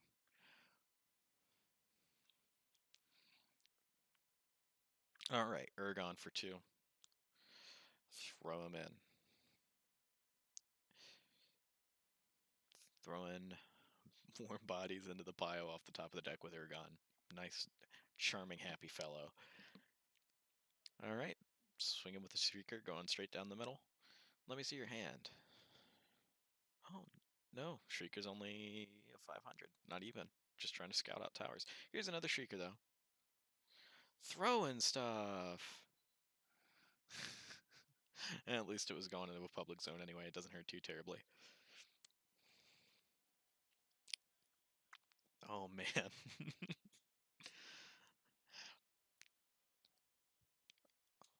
What are you going to do with all them Sky Recruits?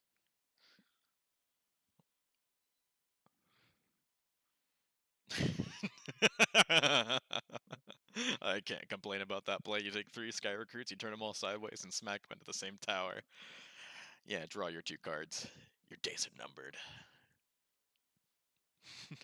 Alright, we're going to pay for a Skytree Command Center.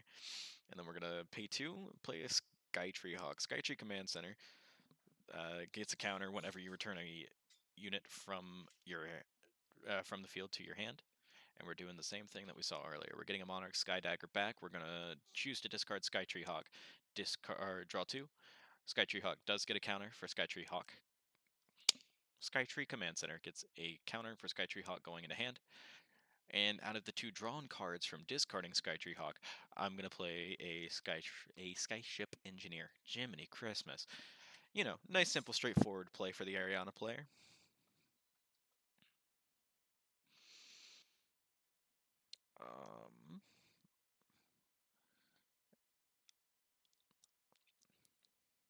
I want to say that's another treat for 1 off the Shrieker. And we're going to put a Granite Gargoyle into the discard pile. I think that one actually is a Granite Gargoyle, rather than a Shade like last time. But hey, what do I know?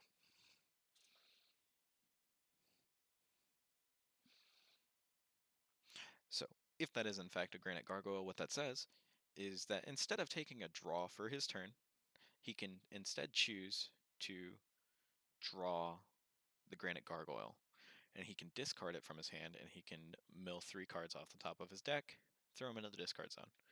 And it's like a little baby Shrieker for free, but perpetual and disgusting. That's I'm a pretty big fan of the Shard Mecha. The Shard Mecha that if you expel 3 Shard Mecha with different names, you can put Yugo into play instead of paying his like 8 cost or whatever. But I've been having trouble getting it consistent. Um, we do have a player tonight that's trying to run that, so I kind of do hope he makes it to the top table here so we can talk about that deck a little bit.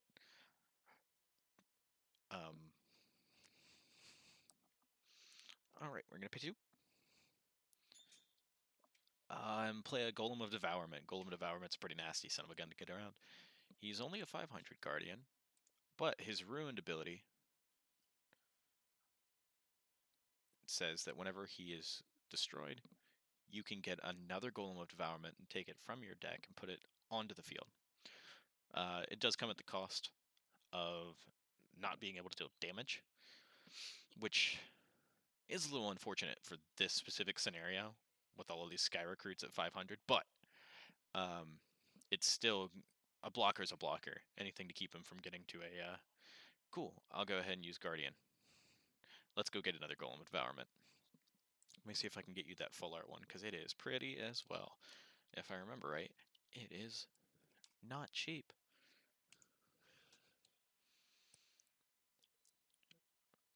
Okay. He's going to return his own Shrieker to his hand off of the Air Tower.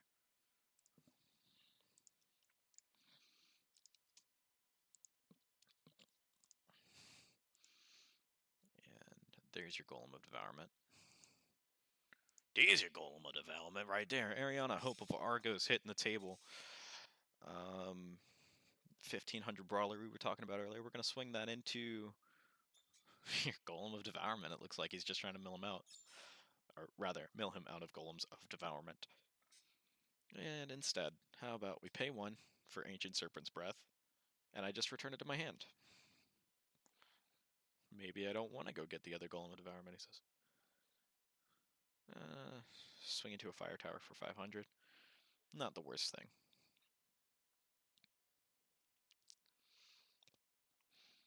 Oh, the days that you just wish you had a Finishing Ray. Or Garga.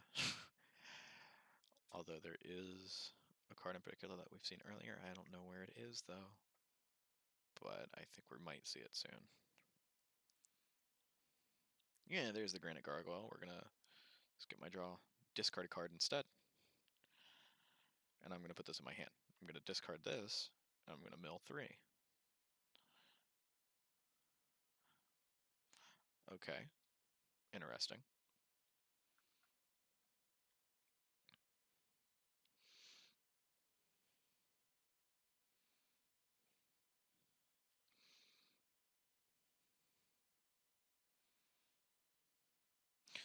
And we'll play that Shrieker that I bounced in my hand, and we'll get rid of a Juggernaut and a couple of other things that I can't see.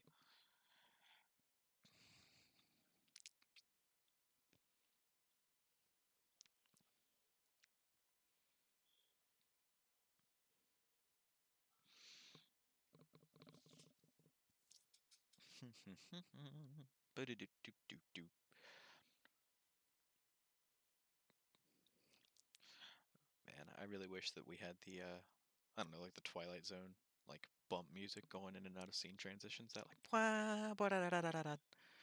But, that sounds like work.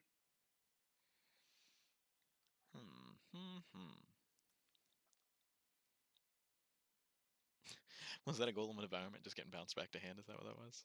Out of Kite's Soul Burst. Must be feeling confident if we're going to Soul Burst Kite like that. And I'm going to swing with Ariana. he says. And we'll hit this leftmost tower, which is either going to be light or darkness. And it's Surging Shadows. He is behind. Surging Shadows says if you are behind on towers, you can go get a unit with cost 3 or less out of your discard pile and put it directly into play. And 2 Sky Recruits are going to hit that fire tower. Smart money's on the engineer getting blown up. There it is.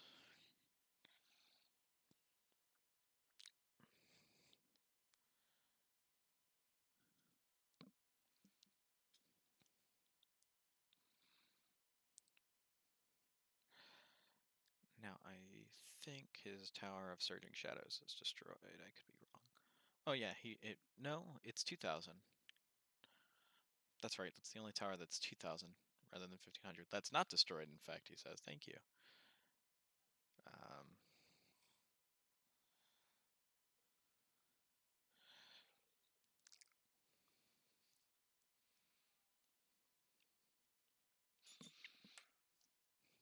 mm.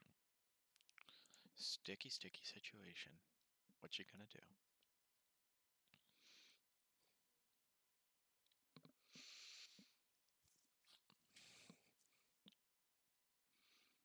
Trying to get around that 2,000 tower is going to be a huge pain in the butt.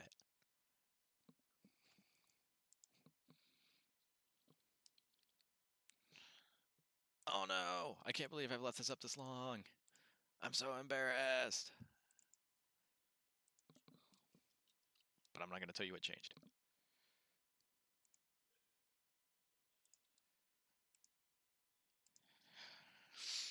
If you think you have some idea of what just changed, you can go ahead and mail us $5 and we'd appreciate it. That's about it. I don't know if I can say that. Actually, don't do that. The thing I just said, don't do that, because I'm pretty sure that's how Soupy Sales lost his job. Man, oh man. I think that might be Gigeth? Gigeth, the first gargoyle? Who is not the first gargoyle printed, so I feel like it's highly suspicious that he's the first gargoyle. He wasn't even the first gargoyle in the game.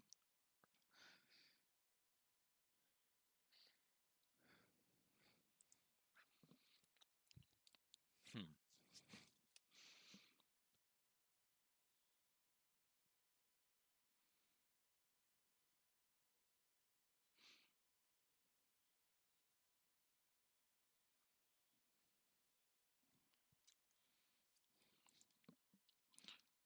Man, oh man, oh man.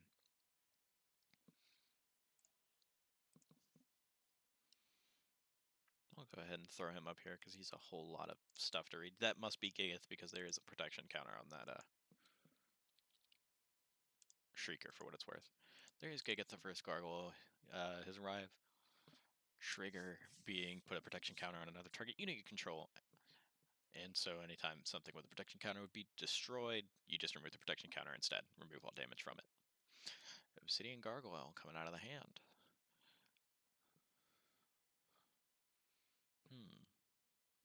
Okay.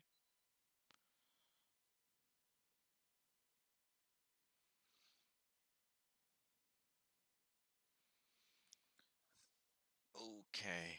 I think that's a hurricane shot. Destroy target unit with cost 4 or less.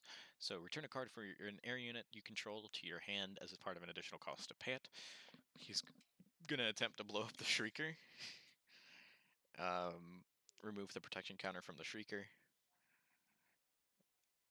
Oh, it was just a method to get eaten out. Okay, well, if it hurts, it works. Ariana, Hope of Argos, our favorite 1500 spot removal brawler. Now, Gigeth, as you can see, is 3,000, so it's not like you can just swing directly into Gigeth. But, there we go. That's some good end of turn play. I won't complain about that in the slightest. And we still have Ariana's Amulet down on the table. Ariana's Amulet saying that you can sacrifice it and all spirits lose their abilities until your next turn. I want to say that's how that works. All right, blowing up a light tower, getting a guardian out of it. Not exactly what I wanted to see happen, but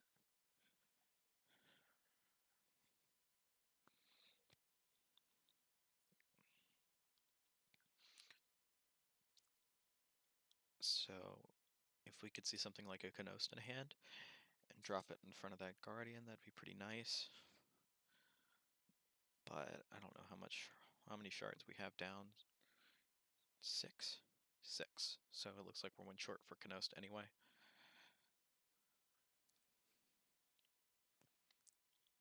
Uh-huh.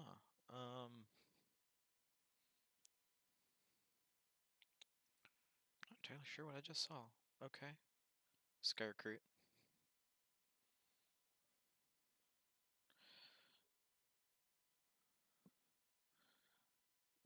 Koala. Okay. We've got Kala, Trusty Companion. I don't know that I've ever seen that. Okay, so he's saying spirits lose their abilities. Until my next turn or until your next turn? Until my next turn. So if you try to do this, then okay. Easy enough. I'm surprised that actually resolved, but I think he's trying to just gas him out. Unfortunately, Ariana's Amulet does not remove abilities of Corona Shard, even though it does flip your spirit upside down, so that's not exactly lucky for Caleb to see get ripped off the top. Another Shrieker. I'm so shocked. And there goes a Yame to it. Ah, that's unfortunate. Well, no use crying over spilt blood. I'm pretty sure that's what they say out there in, what is it, District Gloom? I'm not up to date on my Argent Saga lore. Goodness gracious, there's even a podcast about, like, with the same name. I really should be... I should be more involved. Hey, what does your koala do? Well, you know, whenever something named Ariana dies, then that can die instead, but if it has damage marked on it, then the koala dies, and then that dies because there's damage marked on it, because the card's, honestly, not my favorite. Okay, Gigas is just going to swing directly into Eaton. Righteous Outlaw. Righteous Outlaw gets removed from the game because he came into play the way he did. Shrieker's going to flip this light tower over. Not exactly what he wanted to see here. It looks like he's trying to find a 1000 and then pass turn. Well, I guess he could have scouted out another tower with the other Shrieker, but maybe he has something planned that I don't know. What you got, what you got, what you got? Alright. Swing with Ariana at the 2000 Surging Darkness tower. Swing for 500, the same tower. Okay. Surging Darkness. I'm gonna rip a Hoenna out of his discard pile and drop it into play immediately. Not a good place to be. Alright. Now, to be fair, Caleb does have 3 of his towers left. The blue, red, and green towers. All pretty well able to change the tide of a game. And that's heavy. Cast 5, Garga. Garga's going to... I think he's trying to give Garga quickness by... Okay. Interesting. So I think the play here is to give Garga quickness by bouncing... I'm sorry, I should be more clear. So with Garga, you choose a unit cost, and all units with that cost return to their owner's hand. If 2 or more units are returned to their owner's hand in this way, then he gets quickness, which is what we just saw. He plays Garga, he says unit cost 1. He returns his own Skyship Engineer and Sky Recruit and the 2 Shriekers. Looking for a last grasp to avoid losing the game here. Corona Shard to avoid losing the game. Attempt to swing with Koala. Alright. It looks like that goes through. Goodness gracious. Alright. Well, color me impressed. I'll see Koala win any day of the week.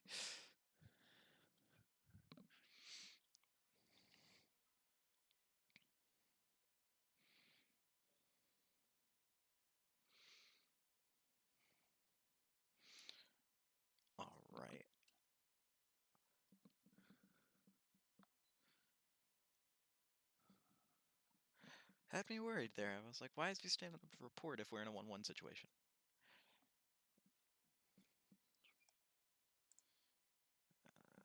Player right.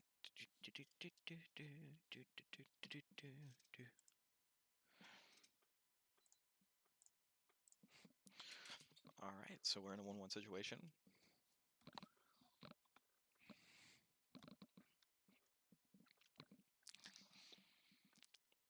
I'm always stoked to see a mono air win, though, so can't necessarily say that this is a bad thing.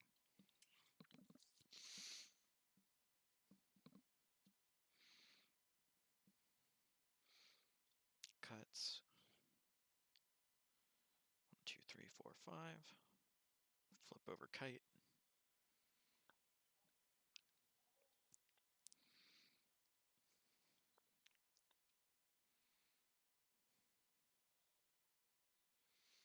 Okay. So, going into game 3. I don't think we saw any sideboard from either player, which I'm pretty interested by. I'm not sure if that's just these two players not having a sideboard, or if they don't have anything to board in against this matchup. Ariana Kite seems pretty far removed from the meta right now. Ergon Fizzy not so much. But if I had to guess, if they don't, I would probably say that Ariana Kite doesn't have a whole lot of tech that they can bring in against Ergon Fizzy. That's not already on main board. You know, things like Garga. I'd be curious to see how many Gargas he's got. Um, if this, if my little slow rig here wants to, you know, probably not the wisest choice to bring up the full arts, huh? Swing and a miss on that one. Can't read those. But to be quite candid, I don't know how much of this you actually can read, because I know it's very small on the studio rig here. But you know what? Until I can get the other one pulled up, it's better than nothing. And I'm kind of sick of staring at Giggith. So we'll put the full art Garga up so you can admire it. And it's, look at how smiley he is. Like, look at how happy he is to see you. There is absolutely no way you could be mad looking at that face. Unless, you know, it just picked up 2 of your Shriekers and you have to Corona Shard it.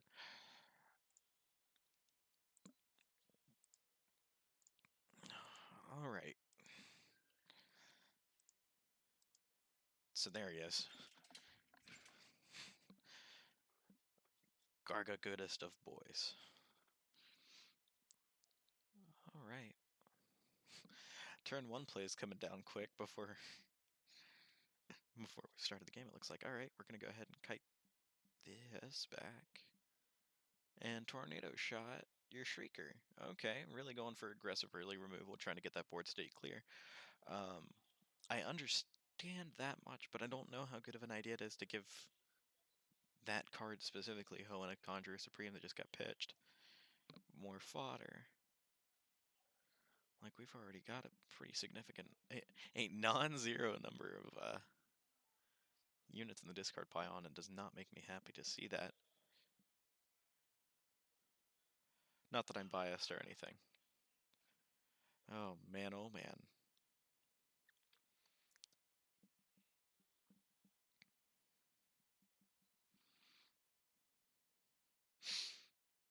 So, if any of you are in the local area after this tonight, we are going to be having game night, if I remember right. It is Friday night, if I can remember what day of the week it is.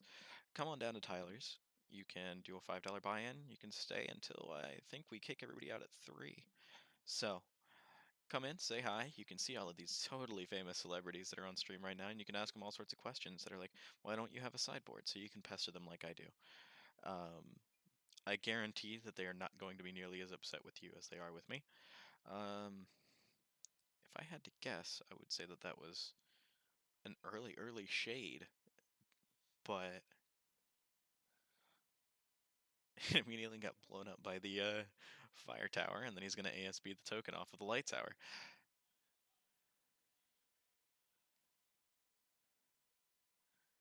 Oh man, oh man. Oh, it looks like that's a scoop right there. And let's see. well, it looks like I'm gonna go get to ask some questions about what just happened, and I will backfill you when I come back. So, be good.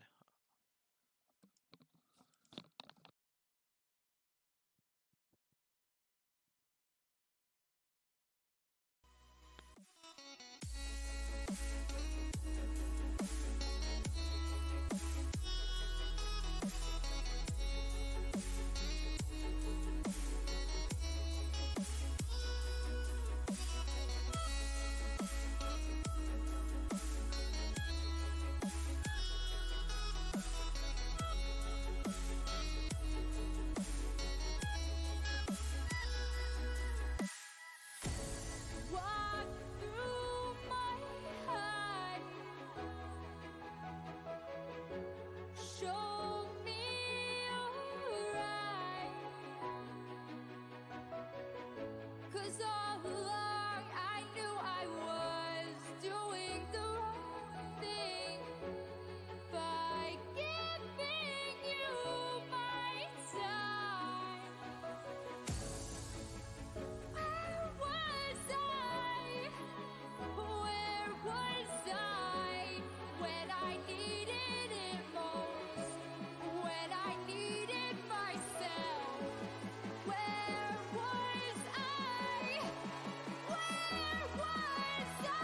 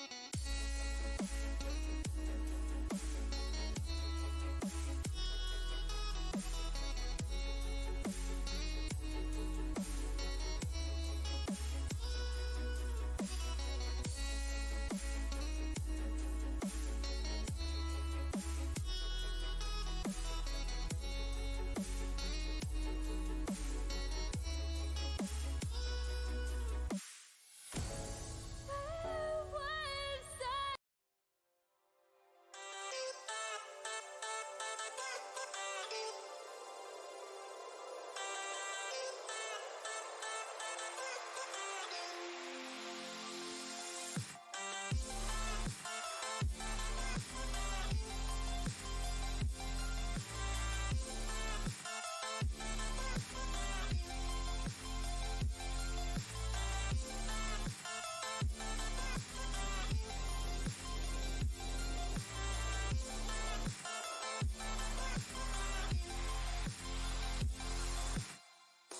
Floating through the clouds, a light emerges from beneath the sand. Please don't take me across, seems so far away. Across this universe, she lives another day. I know the reason she stays. I know the reason she's so far away. I know the reason she stays.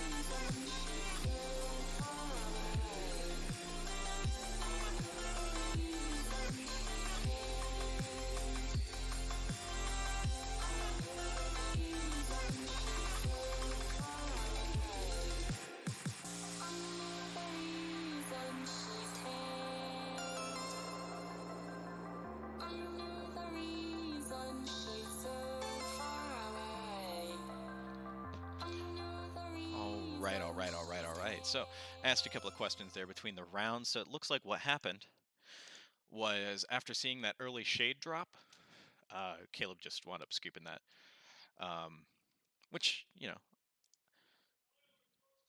can't be helped. He just didn't think that he had any of the capability to actually catch up with uh, that kind of aggro, because the only answers he actually has to shade are the tornado shot. So he just decided to pick it up and call it game 3 because we had already gone into time. All right, so right now we've got Eaton Kite Mecha coming up against Gillian Sola. Now, I watched both of these. Well, excuse me.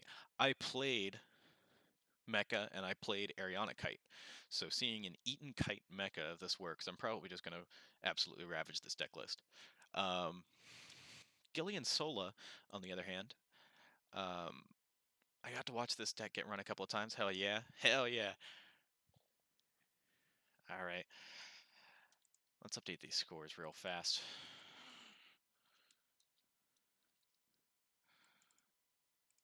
I'm pretty sure I can say that on stream because they say worse than the Goonies. That's my that's always my moral compass. All right, turn 1. Getting to see a Kin's drop. Oh, we're running an alpha solo. We think we're cool.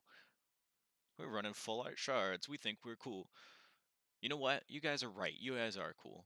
All right, swinging in. We're scouting the tower with the Sky Recruit. And we're finding an air tower. Okay.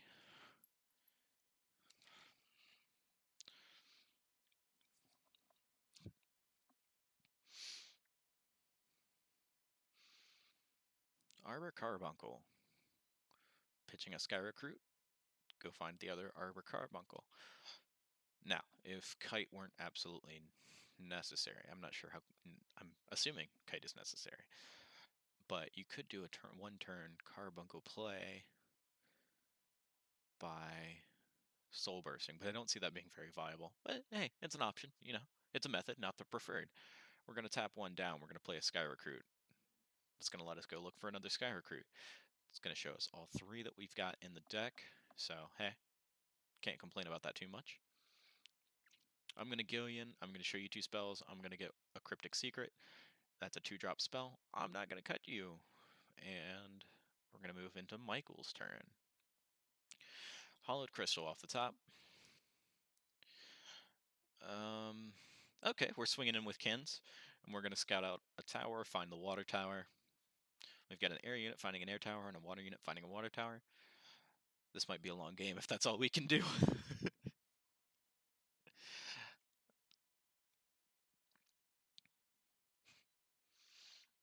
Oh, one of my levels is sitting here at negative infinity decibels. Pretty interesting. That looks like a bounce and recast.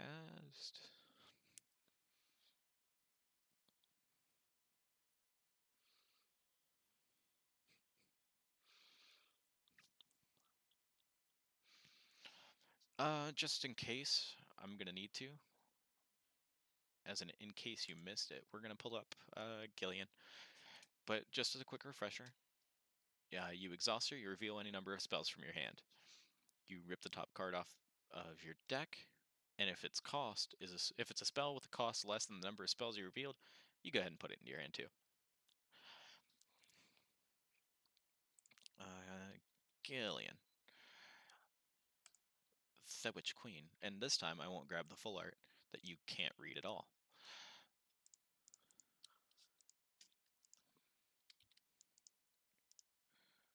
And sis, boom, ba. There you go. That's what a Gillian looks like.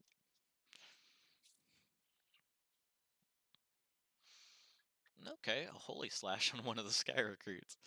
That's interesting.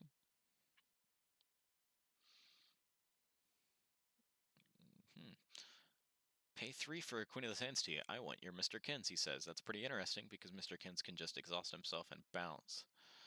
Now, if the Kins were exhausted, he could do that and grab it.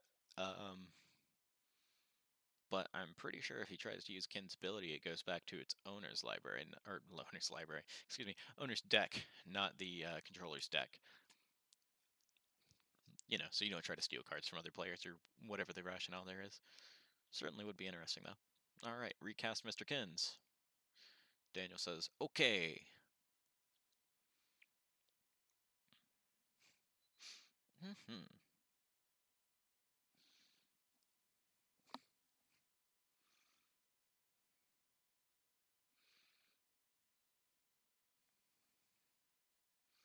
Okay. Now, if I had any gripe at all about Queen of the Sand Sea, it would just be its typing. So Queen of the Sand Sea says, you take control of target unit with cost 2 or less, as long as you control it. We'll go ahead and throw that up there just for funsy doodle dandy. There you go.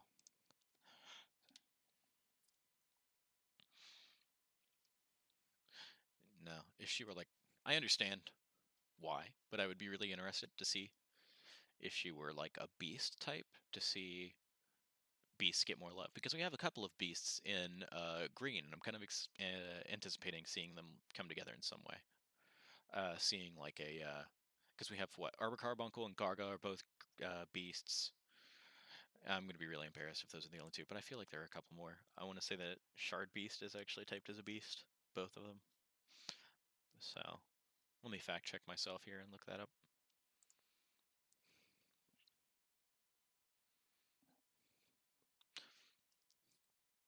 Okay. Queen of the Sand Sea, I want your Mr. Kins. We're going to do the same thing. He really wants that Kins. He really wants that Kins. He should wait until after it's scouted the tower, though.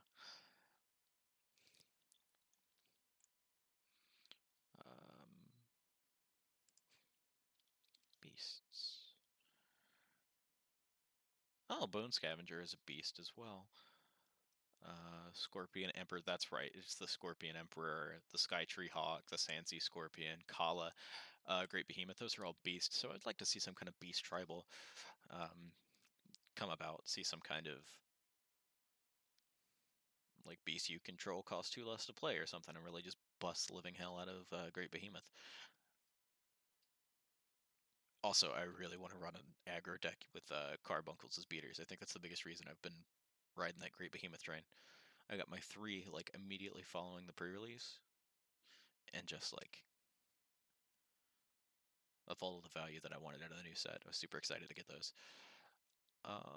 Scouting out towers like a son of a gun, but not really advancing the board state from either side. Unfortunately, not seeing a whole lot of mecha action from Daniel, and I feel like we might be playing into Michael's hands a little bit with what he's gone on with blue. I'm not entirely sure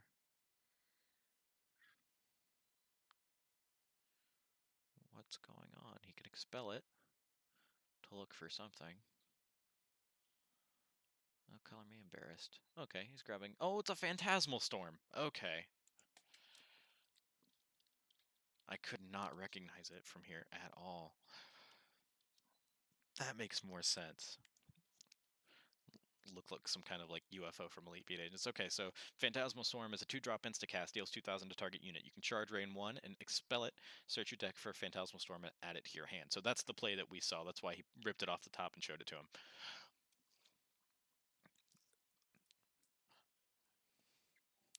Actually, while we've got him on the stream, Daniel Lovejoy is actually the owner of that nice playmat that we've been using all night. So mad props to Daniel for that. Thank you so much. I don't know if I'm still allowed to say mad props in 2019, but I figure I might as well get it out while it's still this decade. Pitch a Monarch Sky Dagger to return Queen of the Sandsea to my hand. Queen of the Sandsea returned to my hand, so I am allowed to get my Monarch Sky Dagger back. Play an Arbor Carbuncle. Sure. I mean, that's, again, it's a method. I'm trying to see where the line of logic here is, and playing that after kiting Skytree Hawk. I'm going to go in for 3, he says. That's a Hikari. It's 2. It's less than 3, and I'm going to put all of these back in my hand. Draw for turn. Okay. I think he's just trying to get an early... Okay, so this play I'm not sure how I feel about, because he's trying to immediately get his carbuncle back to hand when it's his turn. But the issue is that he leaves it open to removal. Let's say Michael really, really wanted to get that carbuncle out of the way. He could Shard Drain 1. Maybe that's the bait that he's trying to give him. But he could Shard Drain 1, expel that Phantasmal Storm, get another one, and blow up that carbuncle this turn. Now, he could have like a Guiding Winds in hand. He might be trying to bait it out, but does want to get rid of that Skytree Hawk. Looking at his hand.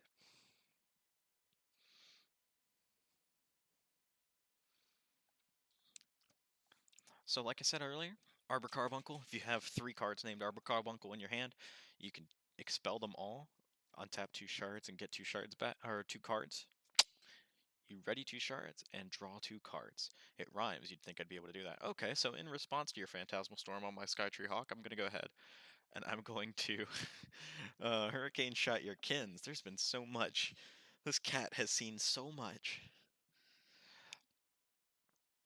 And so he's going to put the Skytree Hawk in his hand, choose to discard it through its ability, and draw 2 cards. And the kin, since he hit it while it was exhausted, is actually dead instead of just on top of its owner's deck.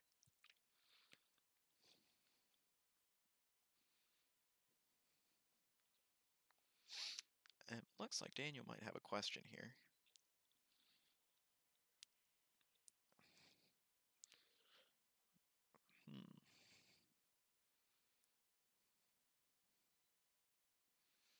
A little difficult to tell. Well,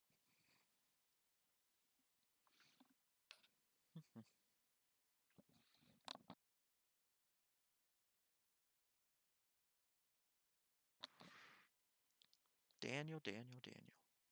How dare you knock your own playmat around? You're grounded. No TV for 2 weeks.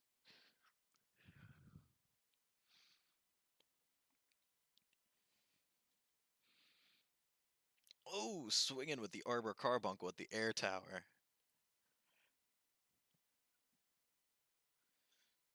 I think I know what the play might be. But without seeing what the rest of Daniel's hand looks like, it's a little bit difficult to tell. If he's going to use the mechanic, I think he's going to use...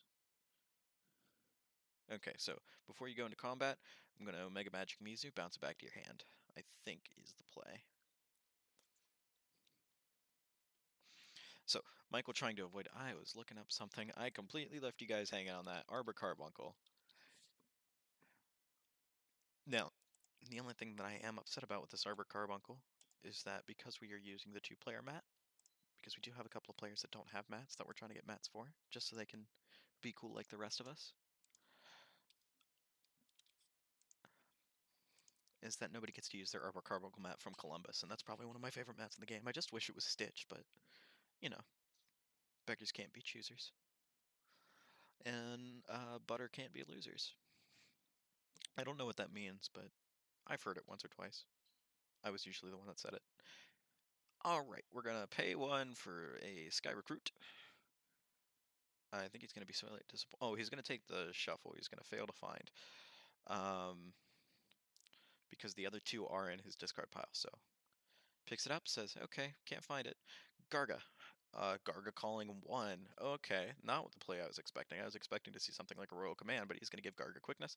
He wants to swing at that air tower. He wants him to bounce Garga back to his hand for him. He's not going to do it. Okay. I think Daniel might just be playing really conservatively right now because there's not much reason to. He's already got the advantage on shards, but since he bounced the Arbor Carbuncle, he gets to go look for another one. It's the first part of Arbor Carbuncle's ability. When it's returned to your hand from the field, you search your deck for an Arbor Carbuncle and you add it to your hand. I think that finishes his set of 3. So he could pitch all 3 and continue his turn, which it looks like he's going to do 1, 2, 3. I'm going to expel these. I'm going to untap 2. He wants those Zephyr Crystals, so he's going to draw 2 cards.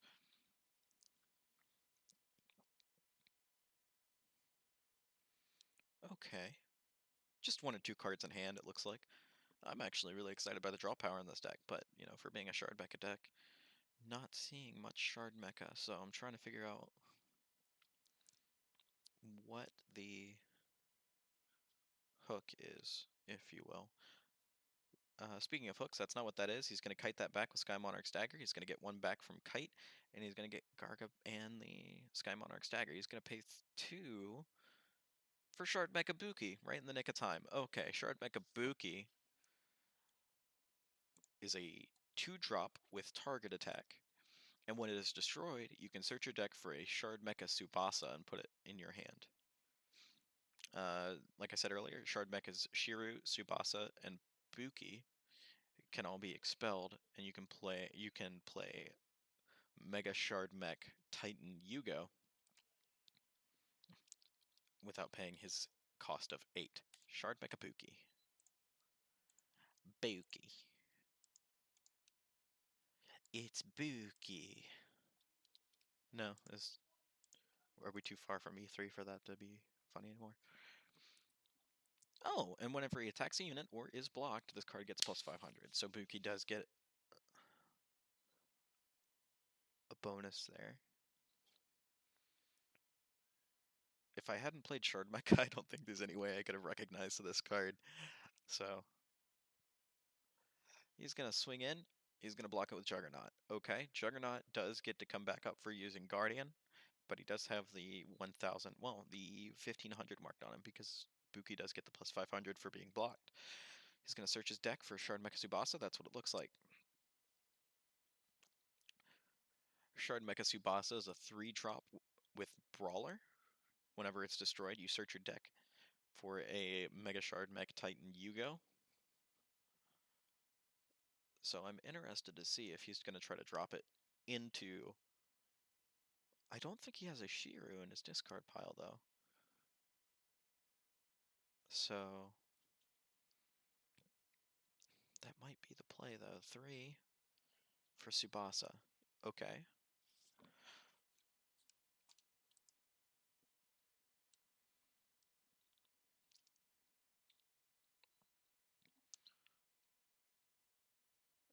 Two more for a Sandsea Traveler. Sandsea Traveler, whenever he attacks, you get to untap or you get to ready a shard. Excuse me.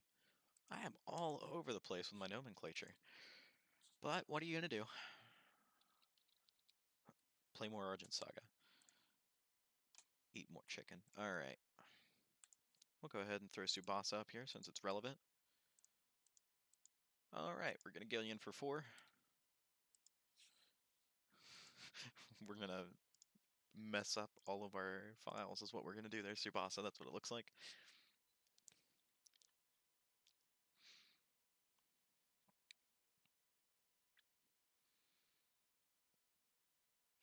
Gonna swing in with the Juggernaut. Gonna attack that tower specifically. Draw 2 cards. Okay. Now we're cooking with gas.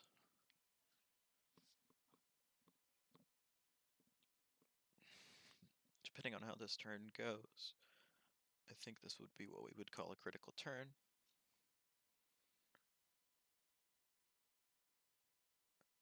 If not this one, then the next one. Well, this one's going to set up for the next one. Okay. Cryptic Secret. Go ahead and shuffle that back into your deck. At least I think that's what that is. Pay 1. To Eaten It. Okay. So in response to the Cryptic Secret, he's going to sacrifice it to Eaten, and he's going to play a Sandsea Drake in its place. So rather than getting that Shard Mecha Subasa shuffled into his deck, he gets to leave it in his discard pile where it can be expelled, because Yugo does say. And since it was destroyed, he gets to search his deck for Yugo, put it in his hand. I like that play. That feels good. Let me look up that Sandsea Drake for you guys at home.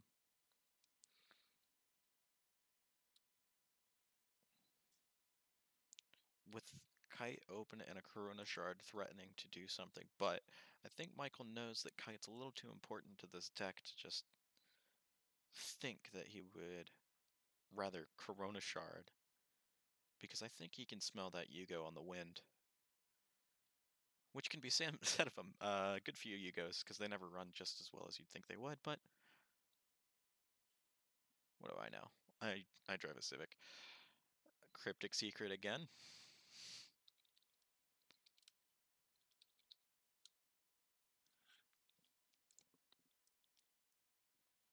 Sure, I'll shuffle that back into my deck. I guess it doesn't matter. But just in the nick of time, this thing loaded up for you. So I will at least show you what that card does when it's not inside your deck. And in the meantime, I will pick up Cryptic Secret and throw that up there, because I feel like that is more valuable to know about.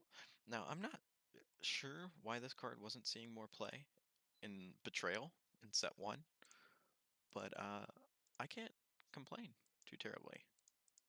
It's some pretty good stuff. So, there's Cryptic Secret. If the destroyed light or water tower, you shuffle target unit back into its owner's deck. And the only destroyed water tower is Daniel's, so that's some feels bad man stuff.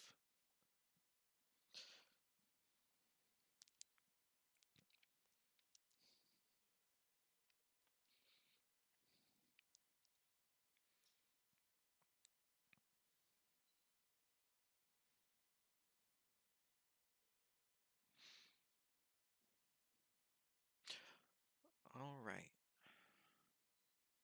So we're going to pay 2. Play a Skytree Hawk. And... interesting, I'm not entirely sure what just happened.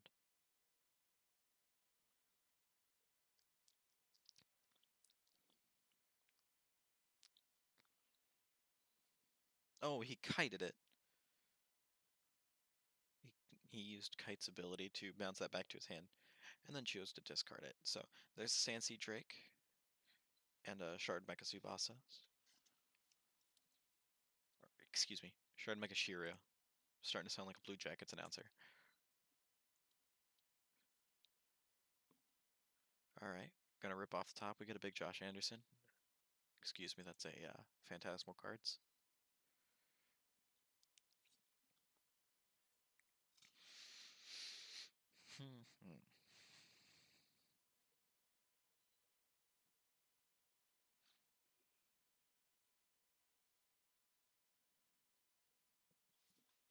Alright.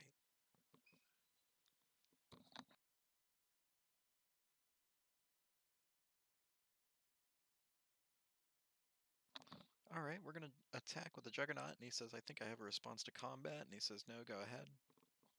As you're attacking, I'm gonna sacrifice my Sansi Drake, I'm gonna put down a Garga, and I'm willing to bet money he's gonna call 5s. Juggernaut and Garga, that's some set 1 tech right there.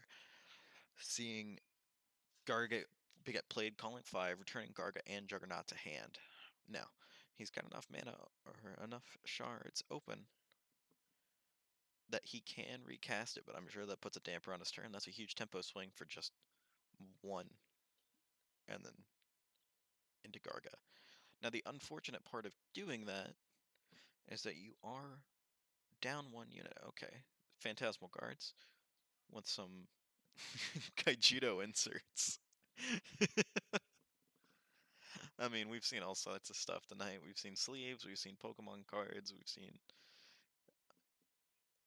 Kaijudo inserts. I think we're just going to start carrying on like a pack of Dr. Scholl so we can use them as tokens. Like, who knows at this point? Recast Juggernaut.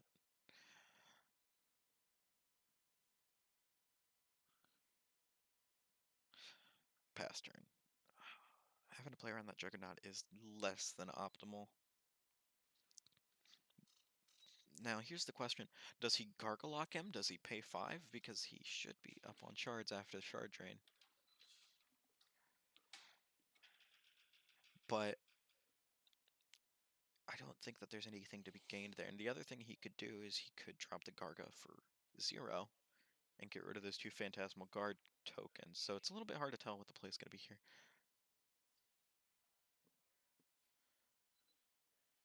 Okay.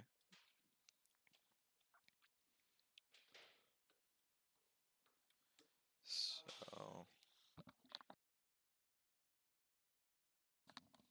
give me just 2 seconds.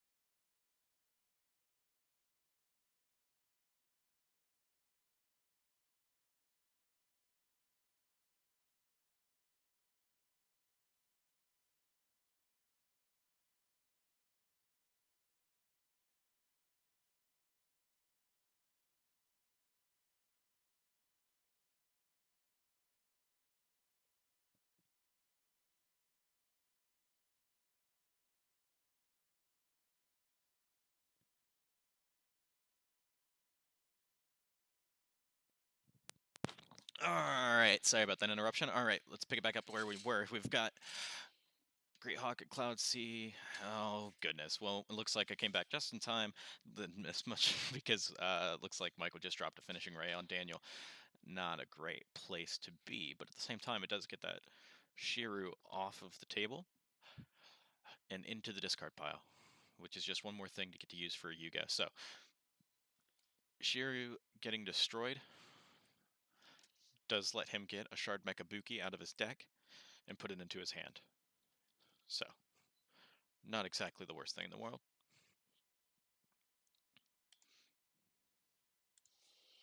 Let's go ahead and update that card for you. There you go. That's what Yugo looks like.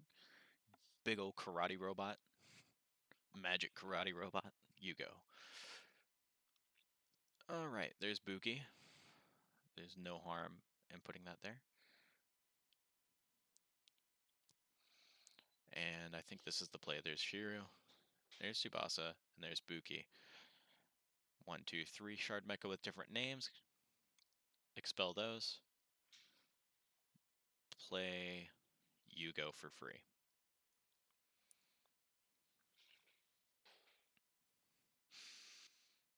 So my big issue with Yugo is just his susceptibility removal. It's really so in a matchup like this, let's say Michael has something like an Ancient Serpent's Breath in hand. Watching Yugo go back to your hand is pretty tough to recover from.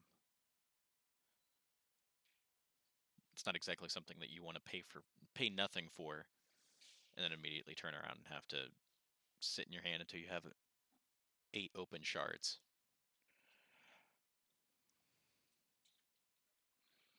Okay, looks like we're returning Great Hawk to hand and getting 2 Monarch Sky Daggers out of the discard zone for it. Tidal Rush on the Shard Mech Yugo. And it looks like it resolves. It goes back to hand. Michael waiting until the end of turn to do that. and Gillian for 3. Rip the top card. Go ahead and add that to your hand. Draw a card. Never enough cards in your hand. Just draw as much as you want.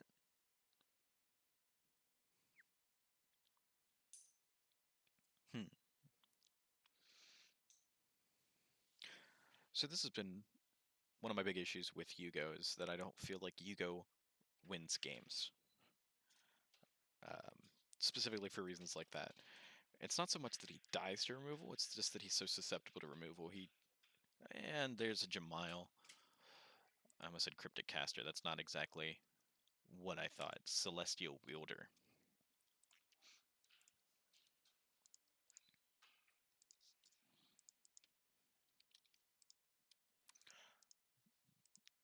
We've seen him a little bit earlier tonight.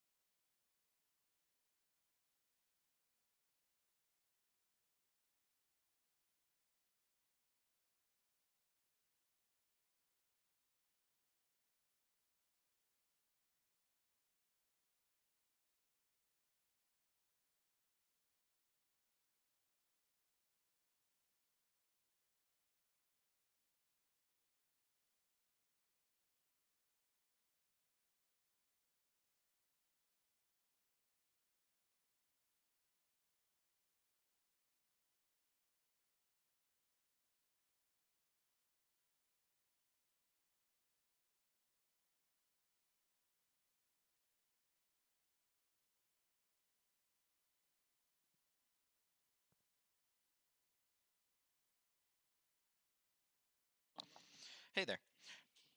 Did you miss me? I know you didn't. Alright, so we are still in game 1 of round 3 with Eaton Kite Mecha and Gillian Sola. Let me go ahead and make a minor adjustment here. It's not that minor, but, you know, what are you going to do?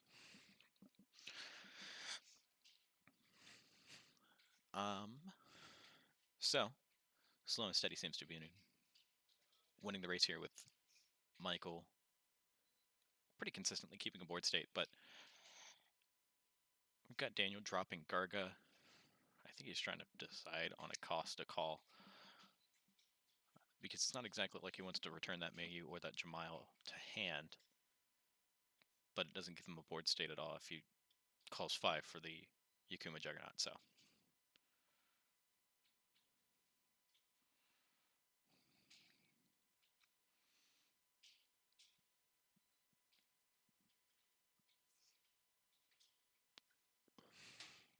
Oh, okay. Cryptic Secret.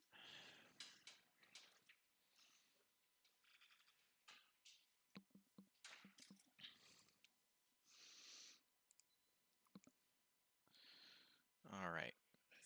There's a Phoenix.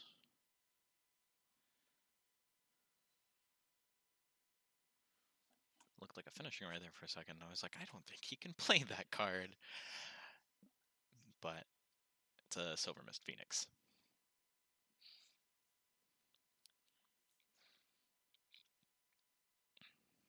He pitched it for Kite.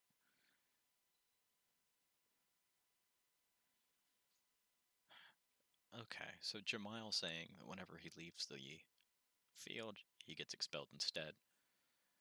So good on you, Daniel. That is the play. But with about 10 minutes left from the round, it looks like there's not a whole lot that can be done as far as game 2 is concerned. So he who takes game 1 takes the round here at table 1. Okay.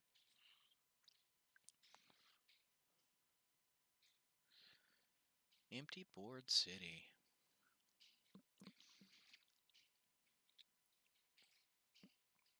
Both have 2 towers destroyed.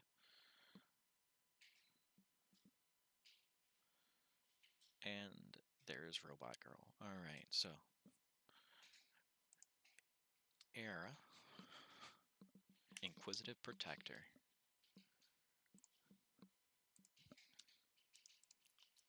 We're supposed to see a little bit more from Era here in the upcoming expansion Convergence. So I'm excited for that. It looks like Ariana in the lore has given her some upgrades, and that's part of her improvement from Secret Project Era to Era Inquisitive Protector. Inquisitive Protector, pretty good for stall. It's almost like a poor man's blockade ship. But it does get a little bit more value for being able to exhaust itself and move to another vacant zone.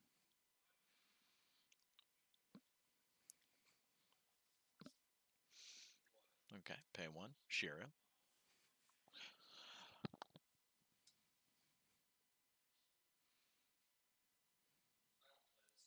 One, two, three.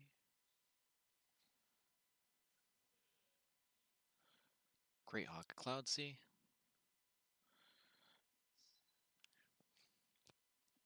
If you're trying to hit Surging... Okay. So he will tap down the Great Hawk and return Era to hand. No harm in tapping down the Great Hawk, because it's not exactly like he's going to get much mileage out of it. It's not going to be able to attack this turn. So I'm going to... Yes. Okay, there we go. So we're going to expel a Silver Mist Phoenix from the discard pile, pay 2 at end step, and put another one into play.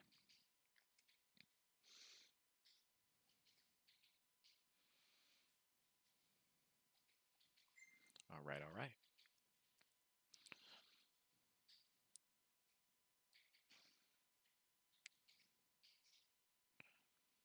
Another one. And Finishing Ray. Goodness.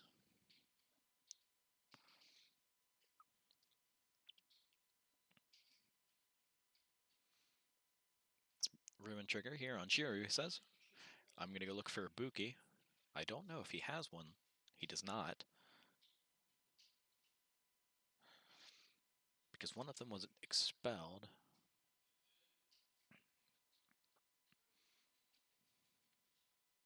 But I might have missed something during that sabbatical, so what are you going to do?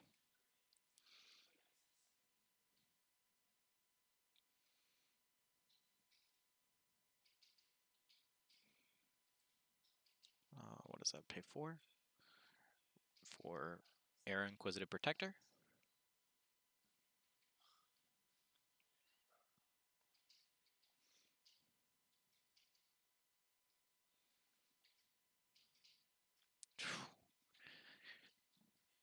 Talk about an Iron Man competition. Goodness gracious. What have we got?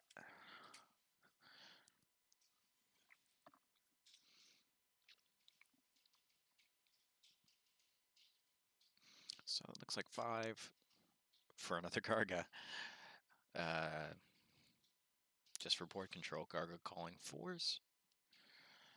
Put Era back in the hand. Pass turn.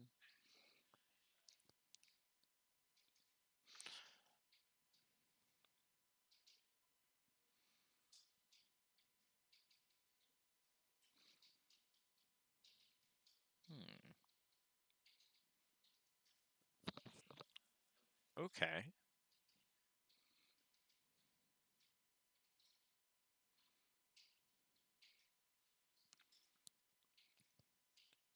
Dropping Mayu. To get a Cryptic Secret. And I'm going to play this Cryptic Secret targeting Garga.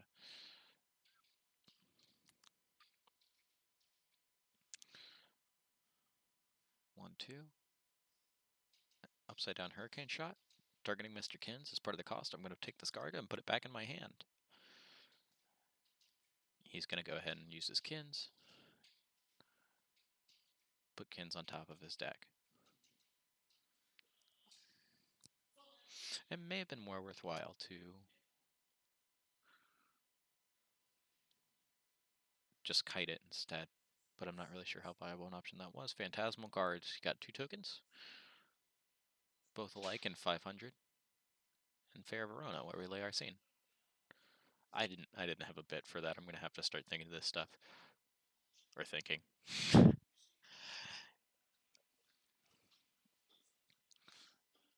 Okay.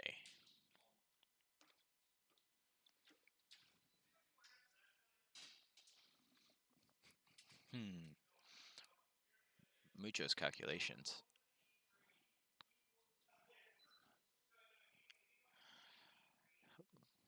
That's should be what 10 looks like. Let's see what we can do with it. One. Oh, we're just sorting. Oh, got my hopes up. No, we're not. Oh, okay. Nanatsu for 4.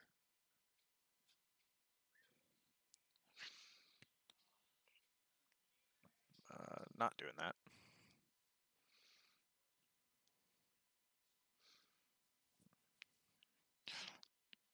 It looks like he's aiming to. Okay, we're gonna pay 2 for Silver Mist Phoenix. Expel that. I'm not sure if he's got one left.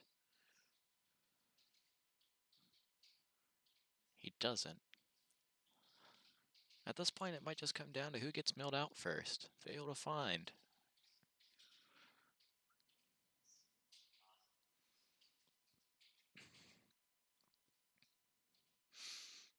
I think the smart play here, he's going to exhaust this. He's going to attempt to destroy Mayu. Tidal Rush his own Mayu. Shard Drain 1. Question mark.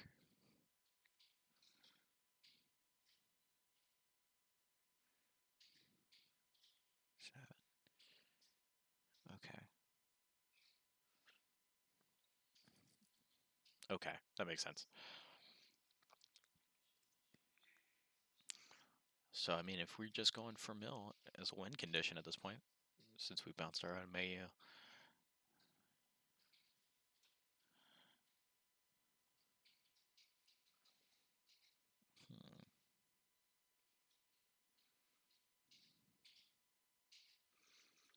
So maybe if either player can swing. No, I don't think so. Sorry, I'm interrupting my own train of thought, but I was thinking about trying to hit Daniel's blue tower to make him mill out faster, but it's already destroyed. And I don't know if towers, if the new blue tower, Surging Torrents, there we go, is a May ability or not. I don't know if it must be triggered or not.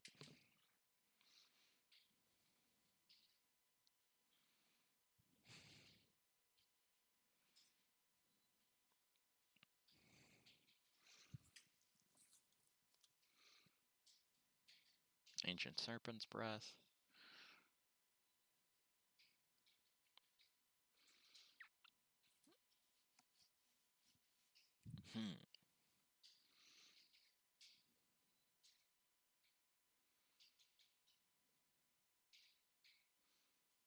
Okay.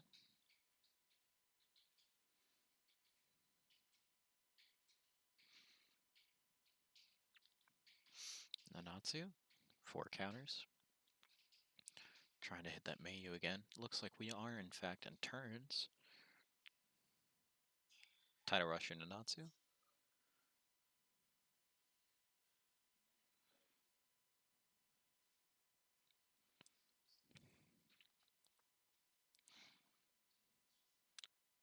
Kaze can't attack this turn. Okay. Dropping that Nanatsu by accident, but it doesn't make a huge bit of difference because he already knows it's there. He just Tidal Rushed it back for Pete's sake, so.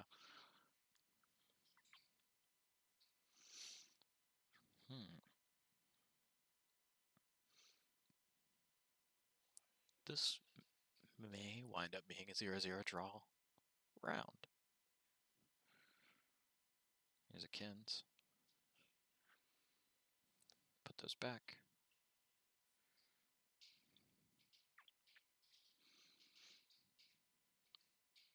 But I'm beginning to wonder how many resources Daniel has left.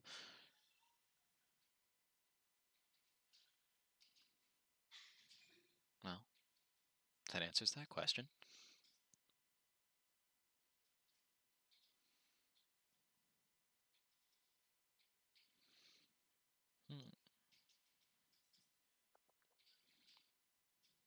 Pay 2. Drop a Skytree Hawk. I would be realistically worried about self-milling if he tries to bounce that back. So he's trying to swing with quickness because he wants to hit a tower. But without a Kaze in hand, doing that might not go as well as he thinks. So he played a Skytree Hawk and a Sandsea Traveler so he can try to Garga for 2.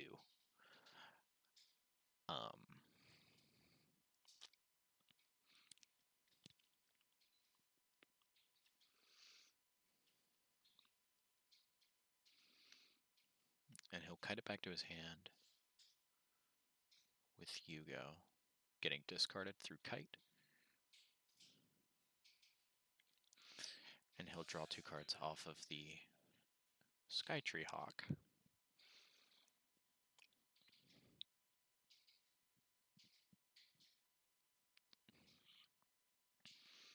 Well, looks like they're going to call it.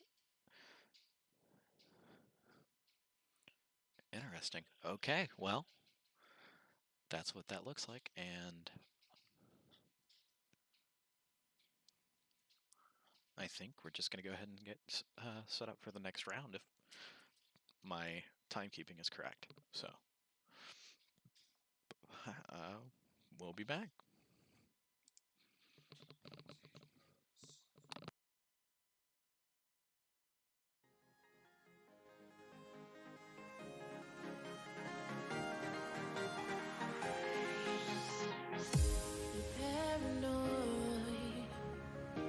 This love that you never started, you once destroyed a broken heart that was already shattered. Holding on to what we have, you take us to the edge and back. Holding on to what we have, you take us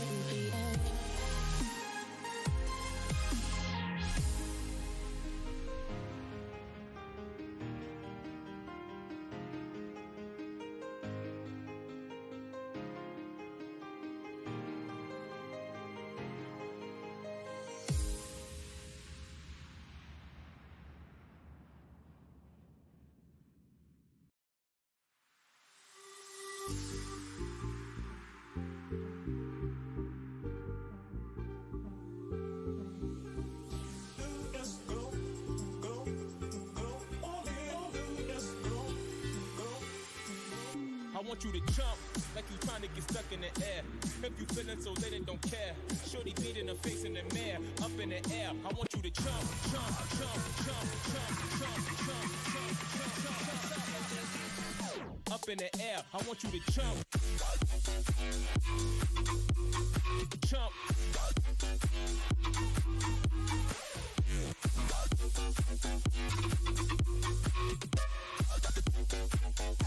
Like you trying to get stuck in it. In the air.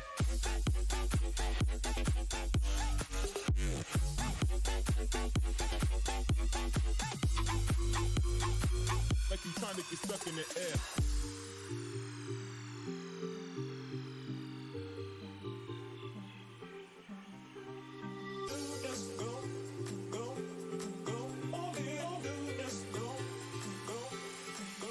I want you to jump like you trying to get stuck in the air.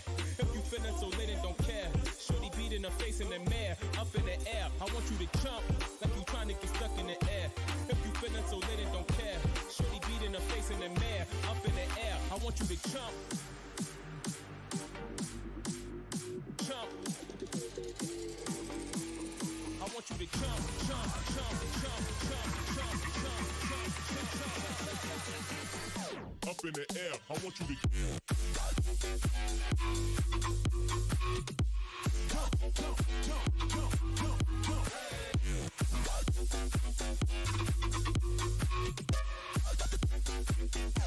Like you trying to get stuck in it. Gotta get it, in the air.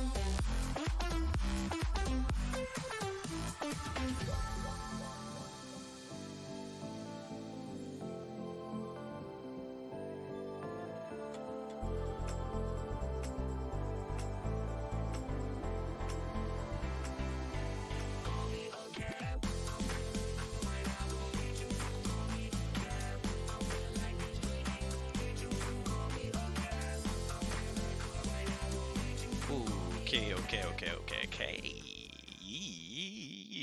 All right. Let me go ahead and show you guys what we're looking at. But we've got Daniel staying at the table.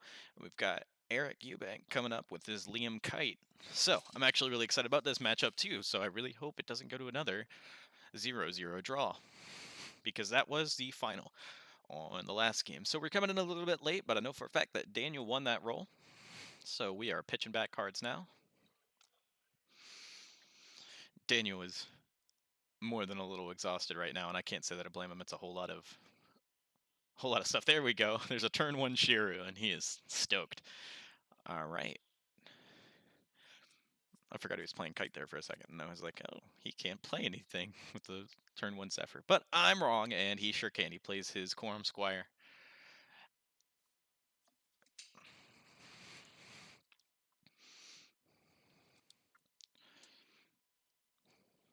I'll go ahead and get an invisible robot girl now. All right, swinging for 500 at a tower with Shiru. See what it is, and it's a Dark Tower. And again, Shiru is a 500 Guardian that whenever he is destroyed, you can go get a Shard Mekabuki out of your deck, put it in your hand. So here's what I'm thinking, is that this matchup's going to be pretty interesting, but I'm not sure how we're going to keep tempo out of the Eaton Kite deck after Yuki the Lightning Flash gets dropped. So I'm a little interested to see how he deals with that, if Daniel's just going to be using Garga to try to play around Yuki and keep it in the hand, or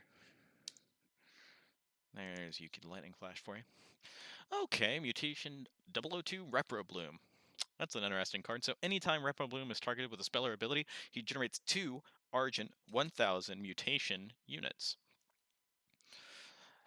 So what you're going to see a lot is for Eric to fuel his discard, he's going to start pitching gear to give it plus 500 every turn. Every time it's targeted for plus 500 off of Liam's ability, it's going to get 2 tokens, 2 mutation tokens. If he tries to equip a gear to it, because of the ability on the gear, equip to target unit, it's also going to generate 2 tokens. So, alright, we're going to drop a Shard Mecha Tsubasa. Since we are up on shards, we're at 3. He's going to swing at that mutation to 2. And Eric, saying, I don't need Kite for anything, he's just going to Soul Burst it. And since he targets it with Kite, when he Soul Bursts, he gets 2 tokens and puts it back into his hand. As a reminder, Kite's Soul Burst is to return target unit with cost 3 or less to its owner's hand. So it doesn't have to be your unit, it just worked out that way here. Alright.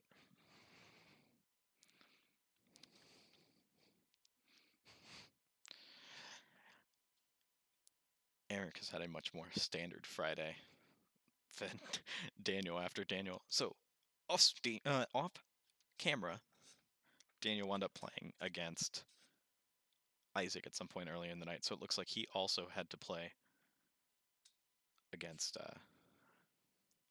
Hard Control before playing against Hard Control out of that Gillian Sola. Not exactly the best matchup to get to sit through twice. Alright, so Quorum Squire comes in, pings that air tower, blows it up. Air tower sends away both of those 2 tokens by Baisu, and that is a caliber. I can actually see it. So, Eric's going to say, hey, Liam's effect says whenever I destroy a tower, I get to go look for a gear. I'm going to go grab a caliber. Grabs a caliber, puts it in his hand. Drops a Quorum War Room, so all of his gear costs 1 less to play. And he plays another Quorum Squire. Okay, that math shakes. He's got 2 shards for the core, more room, and then 1 for the squire. Okay.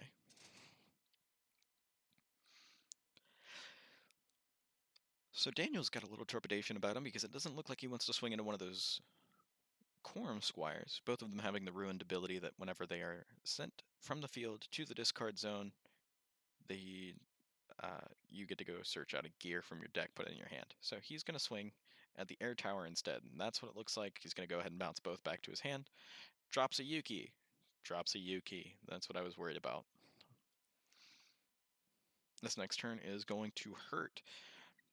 And with the tempo the way it is, it's not exactly like Daniel can just play his Garga. He's only got 4 shards.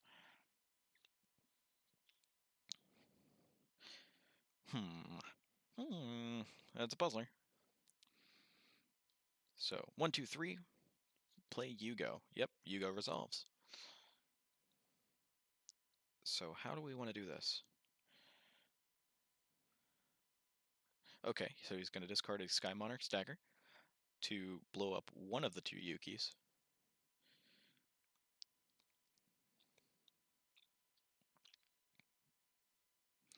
And hardcast Arbor Carbuncle. He's going to kite it with another Sky Monarch's dagger. Both of them come back to his hand for returning a unit to his hand, and the Arbor Carbuncle searches out another one on its way back. Can't argue with results. So yeah, this is the interesting part of this that I really wanted to see out of the last game was the interaction between Sky Monarch's dagger, or Monarch's Sky Dagger, and Mega Shard Mega Titan Yugo. So being able to drop one of those to destroy a unit, and then immediately play something, bounce it back, and get that dagger back. Now, knowing that he has 2 of those in hand, that's actually pretty good stuff. Being able to discard one and then bounce with the other at a kite. Okay, plays a Shiru, resolves. Plays a Sky Recruit, goes searches out another Sky Recruit and puts it in his hand. And it looks like he passed his turn at that point while he's shuffling his deck there. Now, remember that Yugo says once per turn, you can discard a card or destroy a card. So he's going to go ahead and do that to the other Yuki here. Core More Room, Longinus, or excuse me, Core More Room into Caliber. Caliber equips to Yuki, sacrifice Caliber.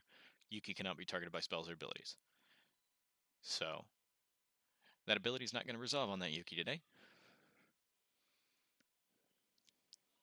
Okay.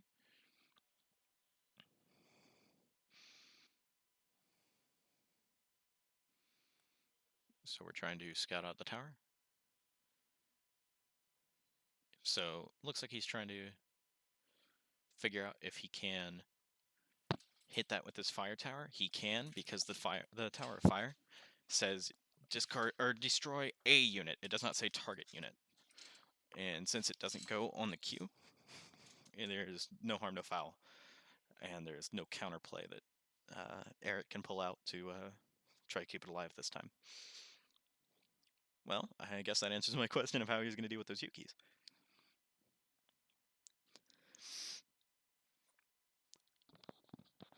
Ooh, that's an interesting card. I think I will wait to actually talk about it, but I am going to go ahead and throw it up here so you can look at it for the time being.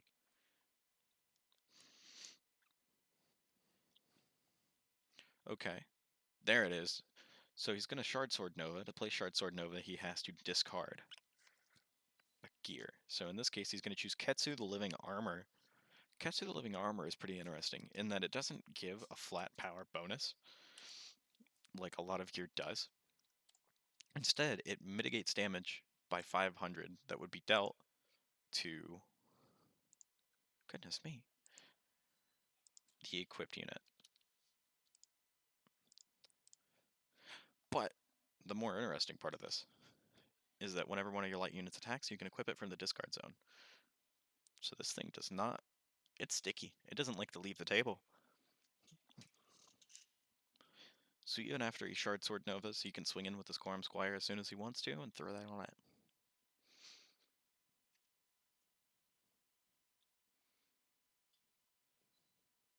Doesn't matter. Alright. So Dead Shiru is going to go ahead and give him... Okay, so before you attack...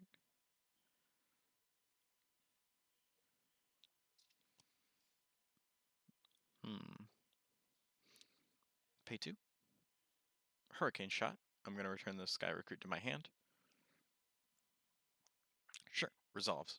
So, Quorum Squire's Rune trigger goes off. Eric gets to go search out a gear. And he's going to go ahead and get that Monarch Sky Dagger back since he returned a unit to his hand with the cost of the Hurricane Shot. All things considered, doesn't hurt too terribly.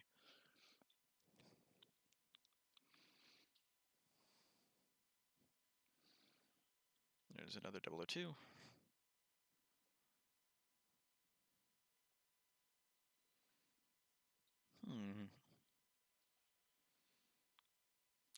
So getting another Tsubasa would definitely help smooth this out, but I don't think we're going to see one.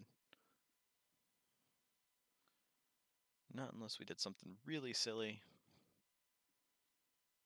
by trying to get a Buki to blow up. But I don't think the investiture there is worth it.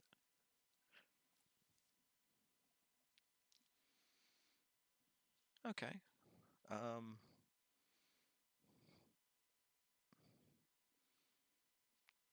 Okay, so he is going to Yugo 002.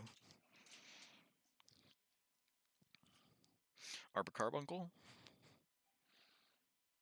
Discard the other Monarch's dagger for Carbuncle. Get both daggers back again. Get a shard from Kite. Go get another Carbuncle.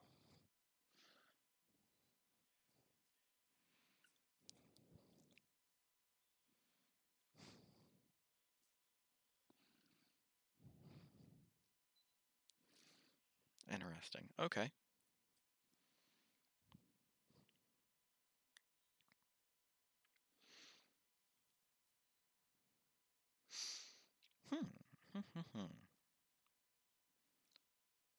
Okay, so we see him counting. There's a Buki. Alright. We see him counting something in his discard. I'm willing to bet it's gear for Iskander, but I don't know if he's got Iskander in hand. There's what 3 look like. I'm gonna get 2 shards and cards. Alright. 1, 2.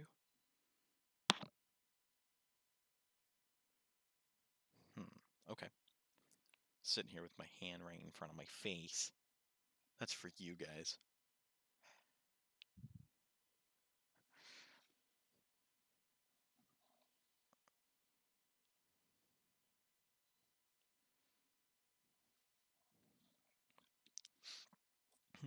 Okay. Garga calling 0. That's an answer.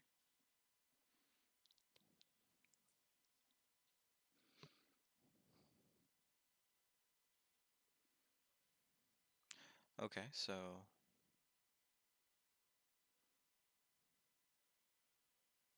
Shard Sword Nova. I'm confused as to what the target is, though. Gonna swing in with Yugo, and we're gonna hit the Dark Tower. He goes through his hand to make sure he's not hosing himself on anything. There goes the Hurricane Shot.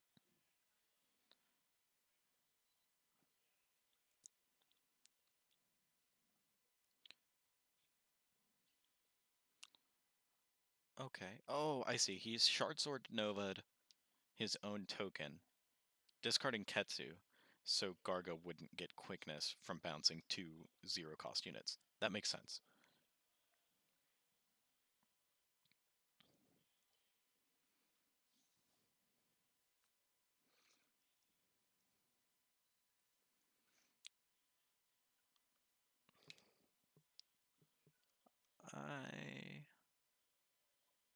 I'm a little curious as to what that is. I can't see it very well from here. Oh, it's a Shard Cloak. It's a Blessed Shard Cloak. The equipped unit cannot be targeted by spells.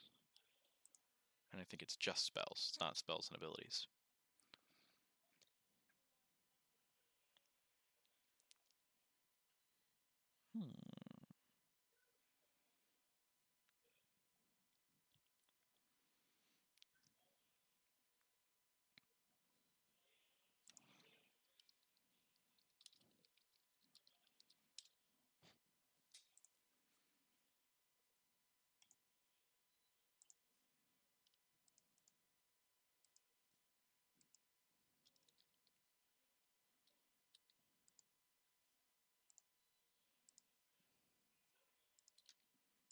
I'll go ahead and throw up Placid Shard Cloak so you can see it there yourself.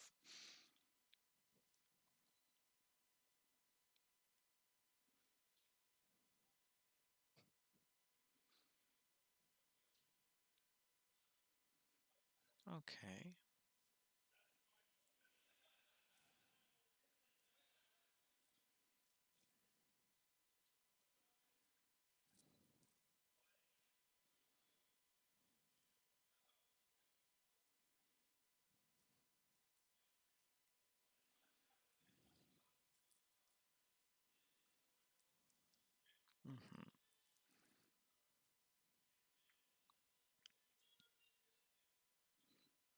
Okay.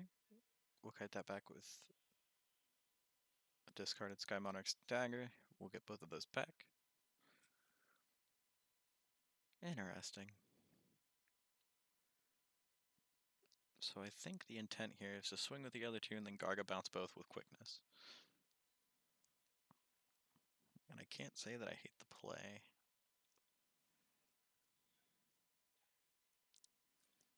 Well, he did just cast that. Sketchy Hawk, goodness gracious. How long have I been awake?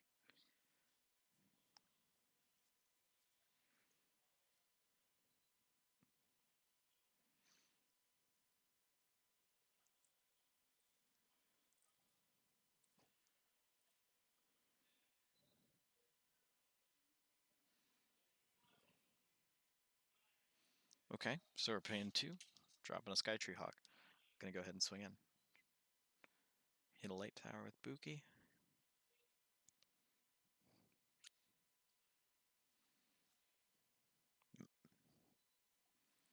Okay, Shard Sword Nova. On the Skytree Hawk, looks like. Yes. Okay.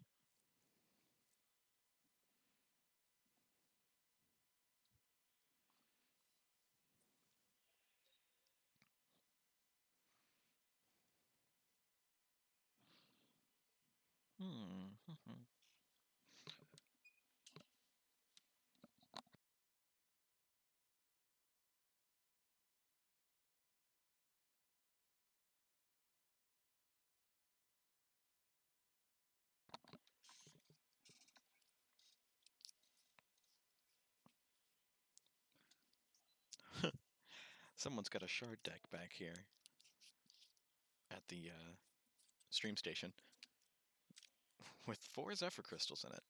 One of them's in a penny sleeve for what it's worth, but 1, 2, 3, 4, 5, 6, 7, 8, 9, 10.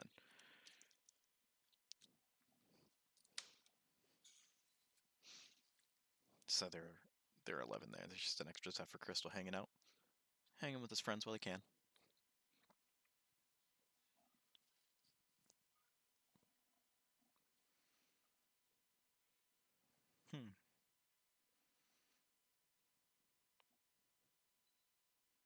Just drop that Iskander in there. He's got the Shard Cloak. And like a moron, I was sitting here counting Zephyr crystals at the station instead of looking at what else he grabbed out of his discard.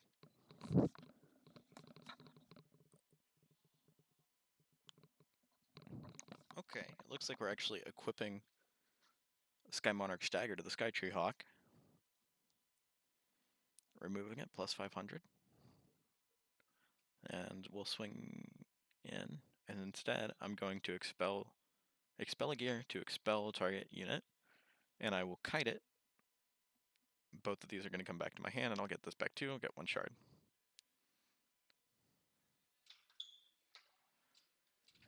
Oh, and now he's trying to get him to replay it, just to see what it looks like.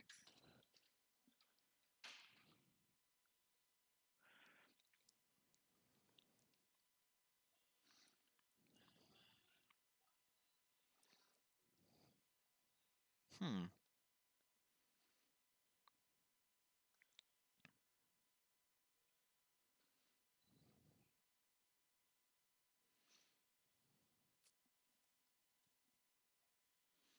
Okay.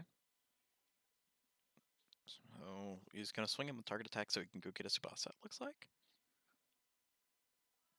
So that's 1500, 1500. Iskander's not 3, is he?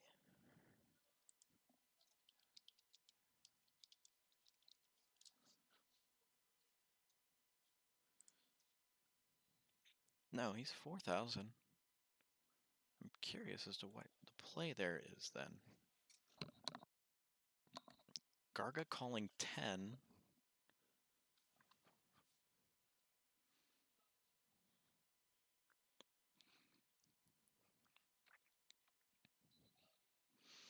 Pass turn.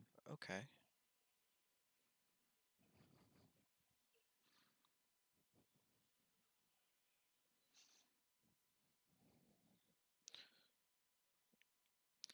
Eric making sure that he still has enough gear after grabbing the one and expelling it for Iskander again.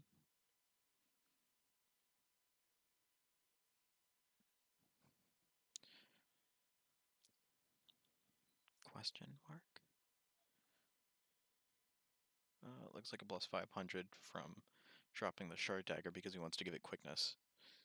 So that is indeed what that looks like. He's going to grab what looks like caliber and a shard dagger and equip them out of the discard pile. And turn Iskander sideways with quickness. And we're going to hit these two because he has Destroyer natively.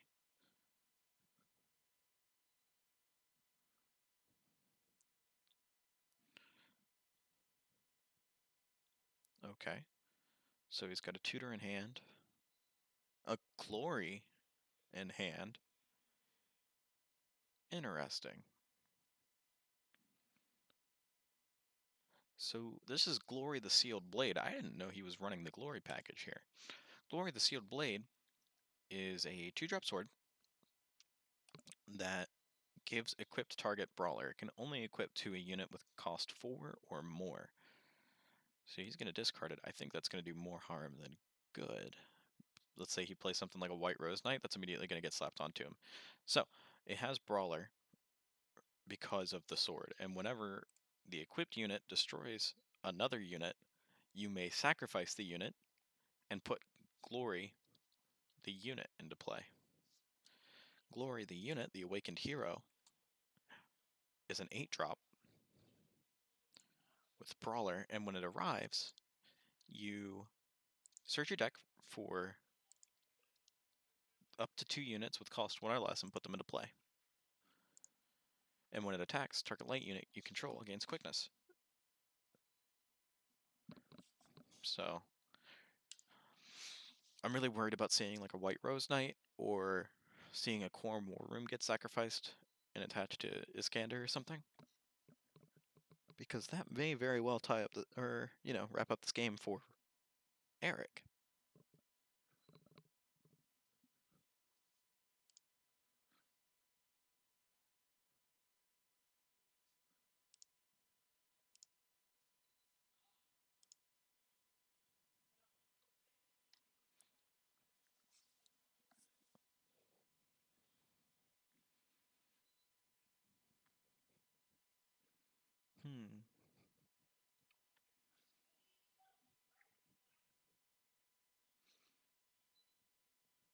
You got enough cards in hand there, Daniel?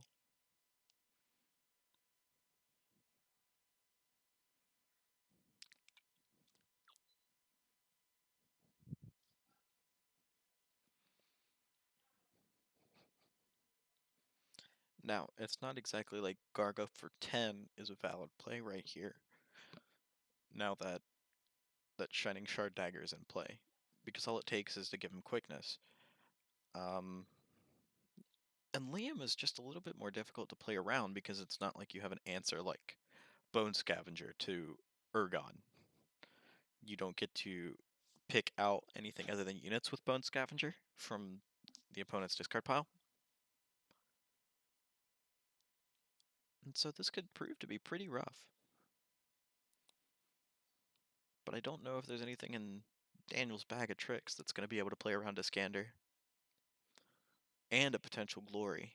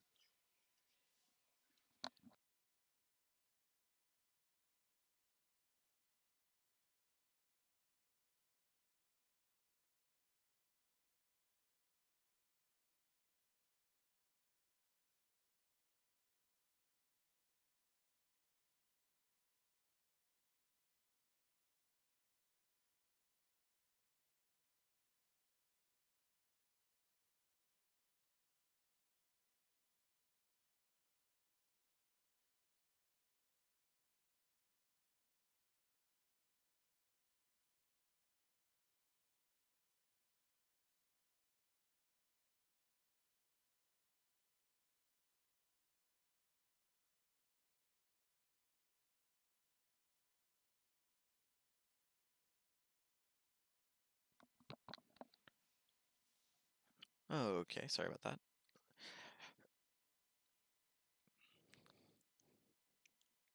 Well, interesting.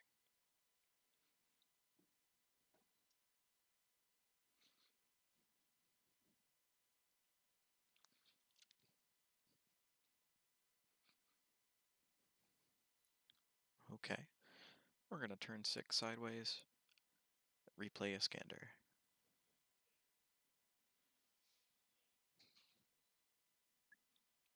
Okay, in response, I'm going to target my own dude. I'm going to sacrifice Tsubasa, Sandsea Drake.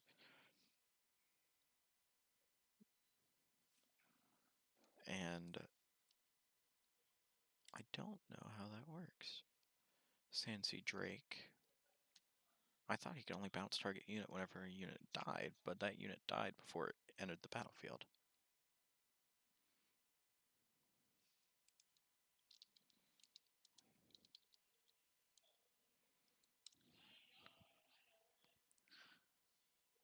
Oh, it's whenever a unit you control. Okay. If a unit... That makes sense. It's just if it's already happened this turn, that you can go ahead and take that unit and send it back to its owner's hand.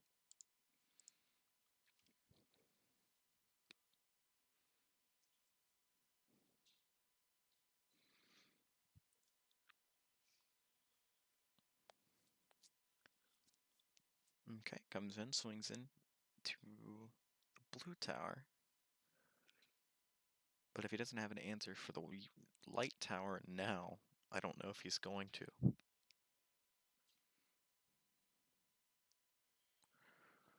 So there's 1, 2, looking for Shiru, 3. Expel 3. There's Yugo.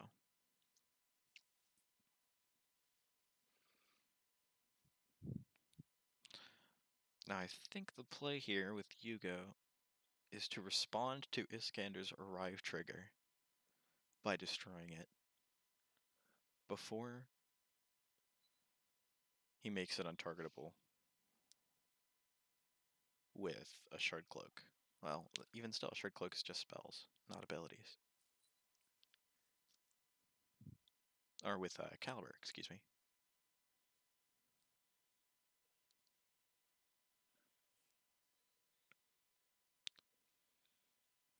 Okay, we're going to swing in with the Sandsea Drake, it looks like.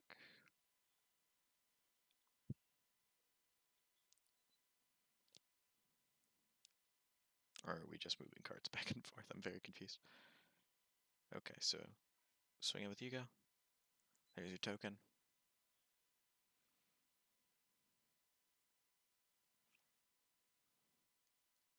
Queen of Sandsea, take control of your token.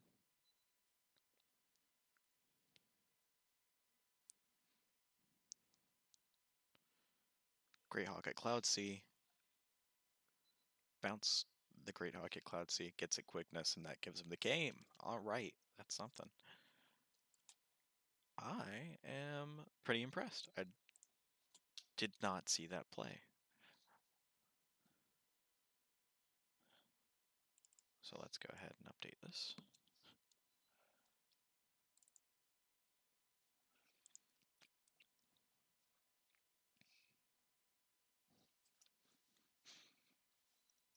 And we'll let them set up for game 2.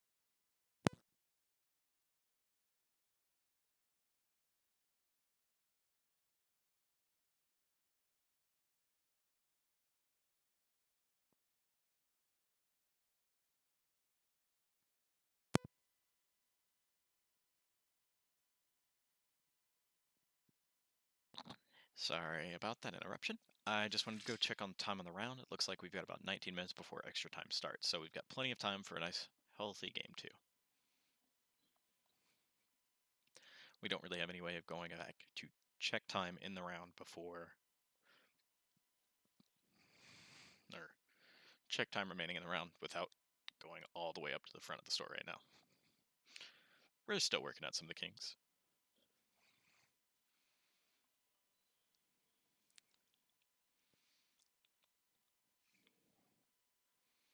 Okay, pay 1 Quorum Squire, go. Easy. Pay 1 Shiru, go.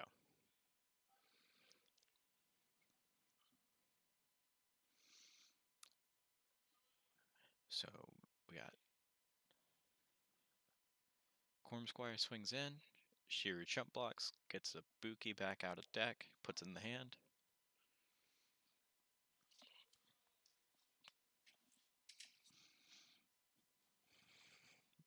Play Mutation 002.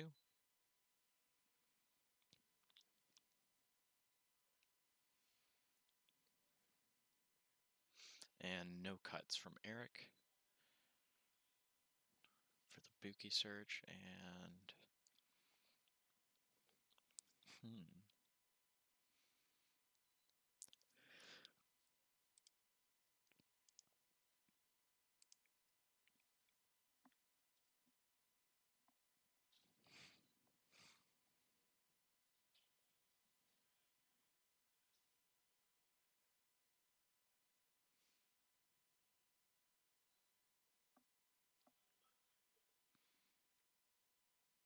okay, pay 2, Buki, go. Easy enough. Alright. Pitch a Caliber for 500 at the end of your turn. Get 2 tokens. And then we'll start my turn. Eric's having a grand old time.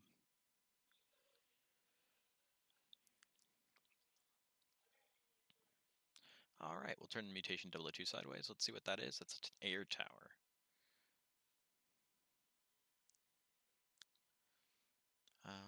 We'll hit both of those tokens, bounce them back to hand.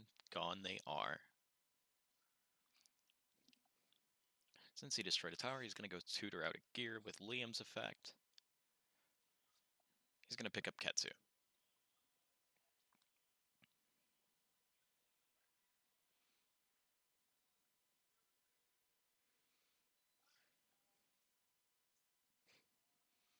Alright, there we go. And we'll pitch Ketsu.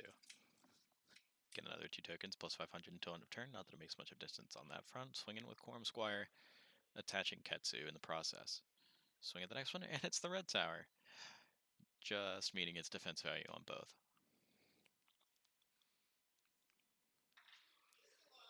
Alright, so he chooses to destroy the Repro-Bloom.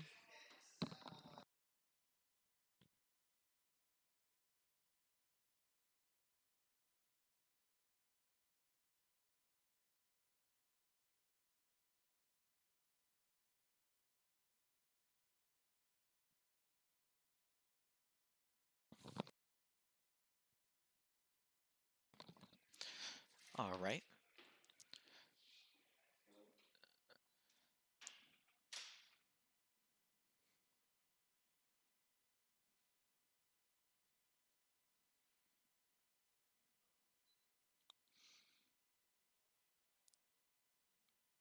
Good golly, Miss Molly.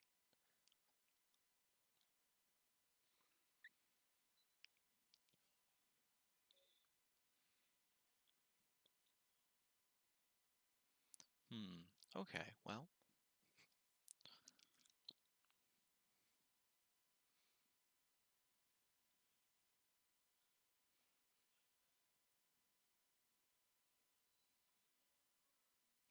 Man, Daniel is just having a rough night with those matchups the way they've been. He's going to swing in with Buki against one of the tokens. And Eric wants to trade, so it looks like he's going to ditch a gear to give it plus 500. Shard Sword Nova, and go ahead and blow up Buki. That's going to let Daniel go get a Tsubasa. Easy as pie.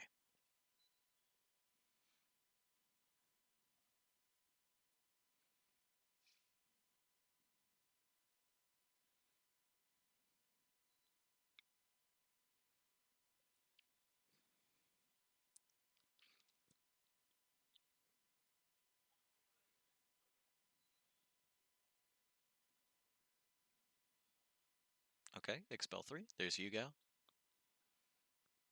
Pay 3. Queen of the Sandsea. And he wants one of the tokens.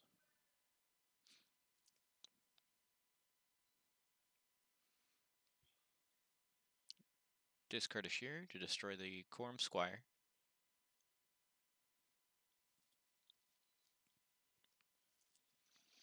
Quorum Squire is going to go grab a Ketsu for him on the way out.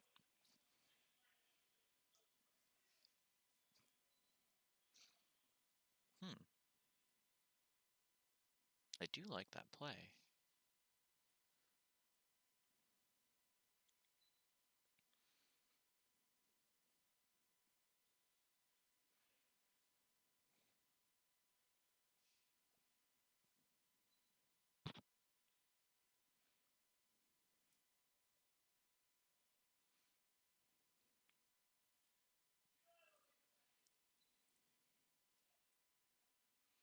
Alright, we're going to turn this token sideways. It's good. We're going to give it plus 500 by discarding the Shining Shard Dagger. So he can break a tower. Okay, Dark Tower. What do you got? Is a Yuki in hand? No Iskander.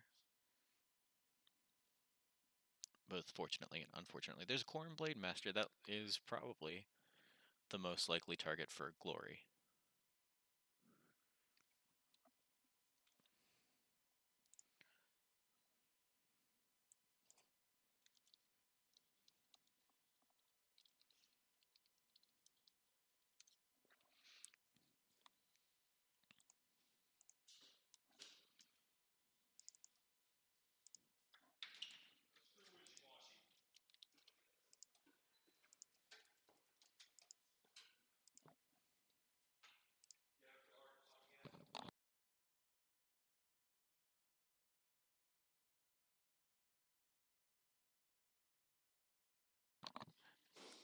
Alright, so that Chlorine Blade Master in hand, if we can see, looks like he picked a Yuki. So if we can see a Glory get pitched for plus 500 off of Liam, I think we're going to see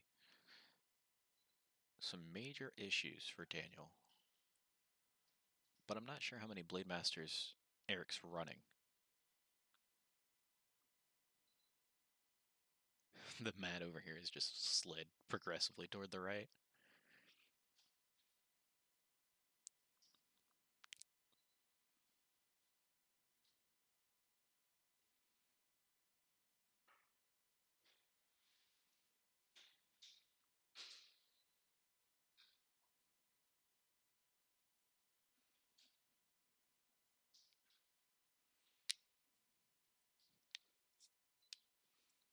Okay.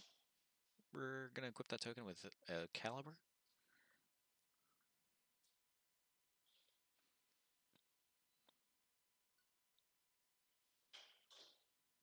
And pass turn.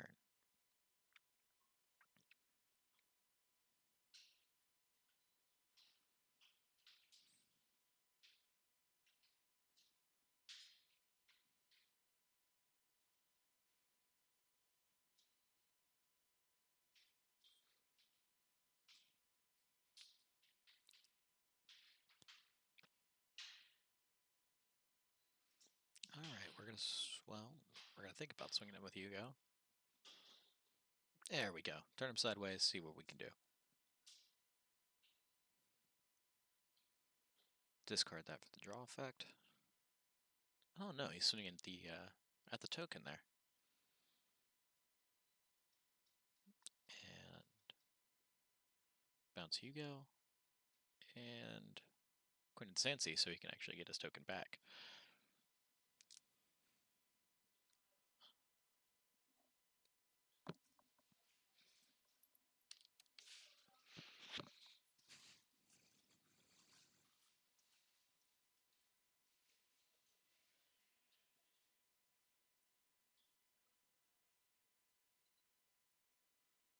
And there's Queen of Stancy again. Gonna go ahead and take back that token.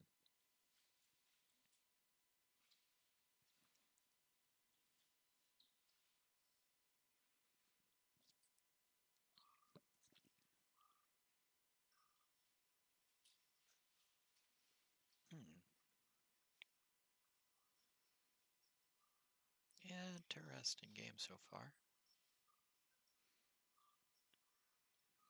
There's a Corn Blade Master that we were looking for. But it's just gonna go look for a Shining Shard Dagger to give it quickness on plus 500, making it a 3000 with quickness.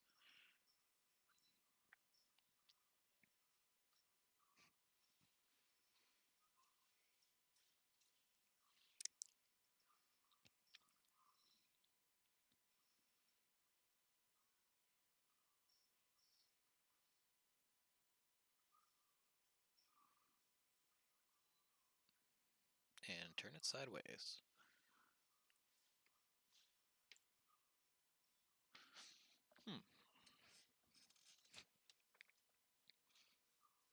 Kaze! Okay, there we go. Now we're cooking with gas. Draws a card. He does still reveal the tower.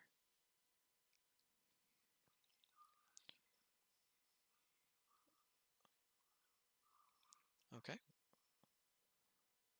We've got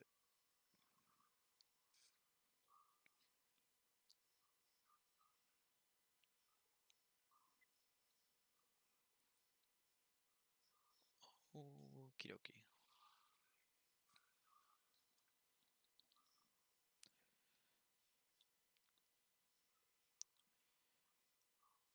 Alright, so we're going to swing in with Queen of the Sandsea. We're going to flip over the light tower.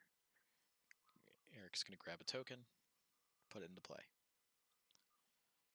Suboptimal.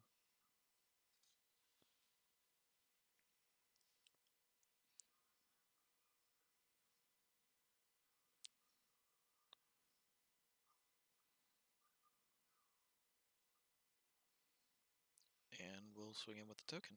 That's good. And doesn't hit the fire dark tower, just the water tower.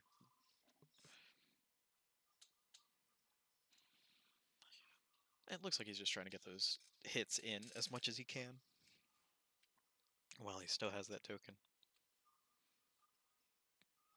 And it's a dangerous game, though, because if he hits that fire tower with the token, blows up the Queen of the Sand Sea, Eric gets his token back.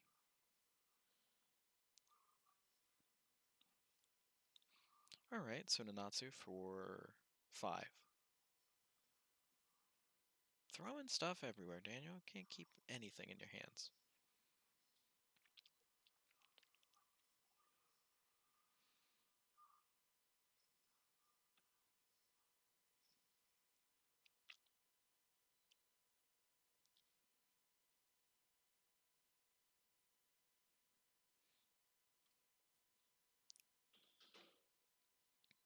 I'm looking at Cornblade Master now, see what he does. But for you at home, you don't need to do that. He's staring at you with his giant meat cleaver sword already. Alright. So, beginning of your turn, gonna blow up that Blade Master.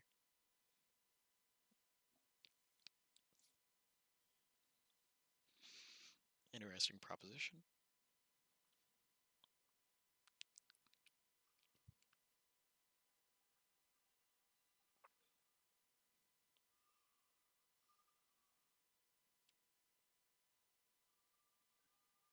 And swing in with that, going into combat. We're going to sacrifice Nanatsu to play Garga. We're going to call 0 and destroy both tokens. For what it's worth, I guess Garga gets quickness, but I'll just up and know where to go with that. I like the play.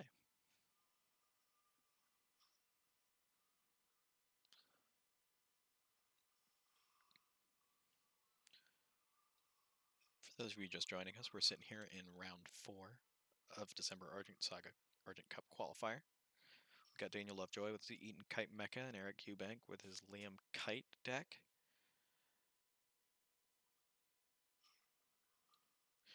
Had Daniel nail a critical turn to the wall in the last game to turn that around to control the board, and yeah, it was a pretty interesting game, all things considered. I'm sorry if I'm so down. It's my blood sugar. But what are you gonna do, right? So we've got this interesting like war of attrition here. After watching Daniel play against Michael in the last round, and that 0-0 draw, which sounds much more like a soccer score line than anything else. It's interesting to actually get to see this deck fire a little more, but I feel like it's more just Eaton Kite featuring Shard Mecha than it is an actual Shard Mecha deck, and it's to its benefit. Shard Mechas alone can't really, in my experience, win games if you're running a playset of Tsubasa, Buki, and Shiru, as well as Yugo. I feel like that ratio is just bad. It's just out and out bad.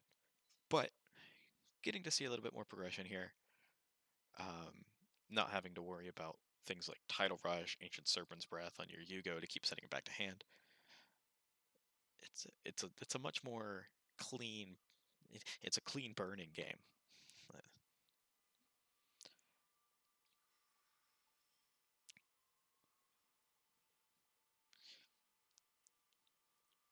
I'll be home soon, I promise.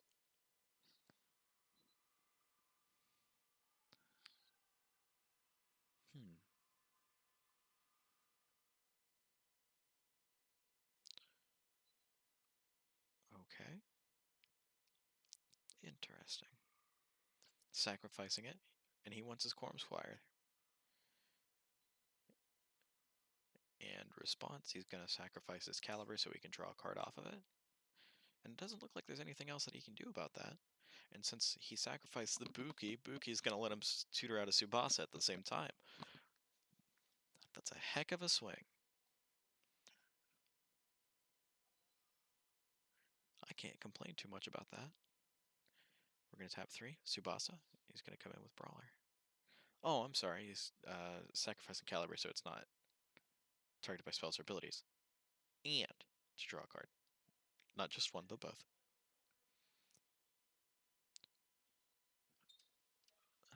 Just sneaking in another Mecha Shard Mech Titan Yugo. You know, no big deal.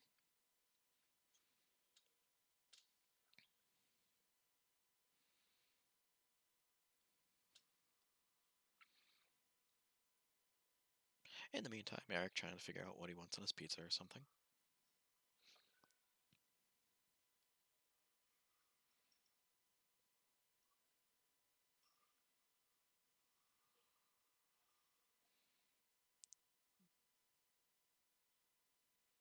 Goodness.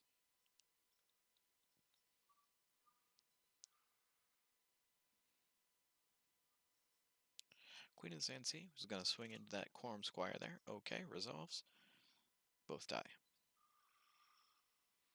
Interesting way to handle that, instead of discarding down off of Yugo and keeping the Queen of the Sand Sea.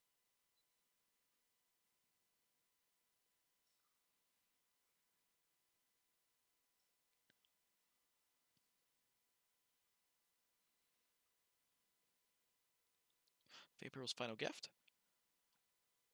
Eric's going to go tutor out something. I wouldn't be surprised at all to see it beat Iskander in this situation.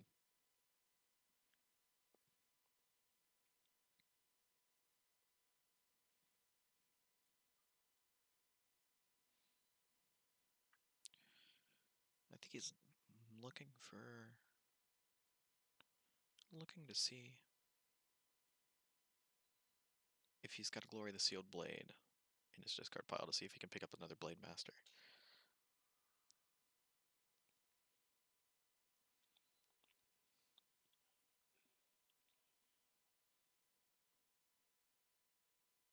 No cuts.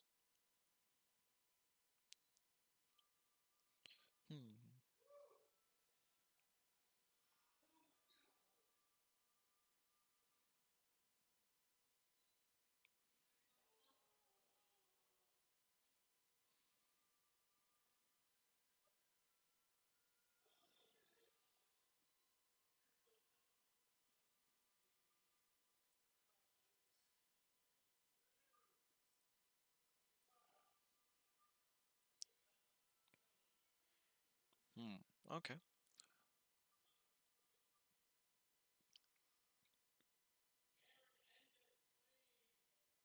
Alright. Is that a Skyship Engineer? Sure is. I'm interested that he's running Skyship Engineers and not something like Sky Recruit that's easier to get back out, something more consistent. But it does have the ability to bounce itself back in a pinch, but I don't know, I could see that going either way. A 3 of Sky Recruit wouldn't be too terrible, provided he's running 3 Skyship Engineers, so you don't have to make other cuts. And we're going to go ahead and slap... What is that?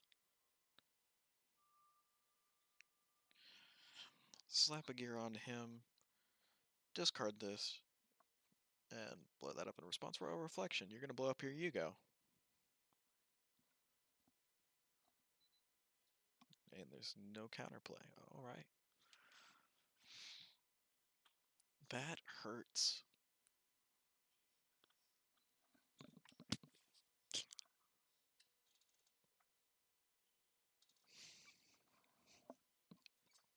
After seeing Yugo dominate the board for so many turns, you just have it go to a Royal Reflection of all things. Drops a Skytree Hawk.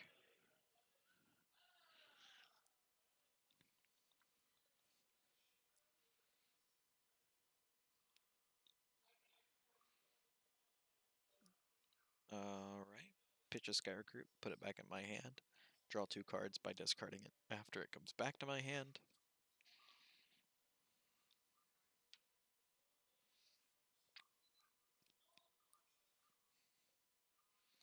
And get a shard back from Kite. 1 for an Arbor Carbuncle. Oh boy, here we go.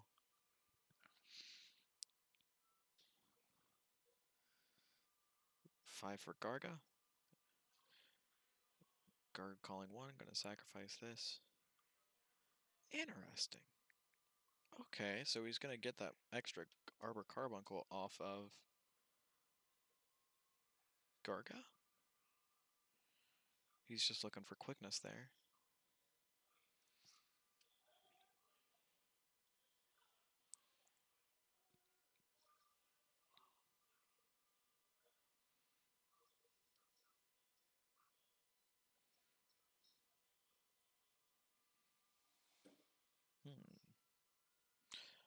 So he's got the Dark Tower and the Blue Tower left.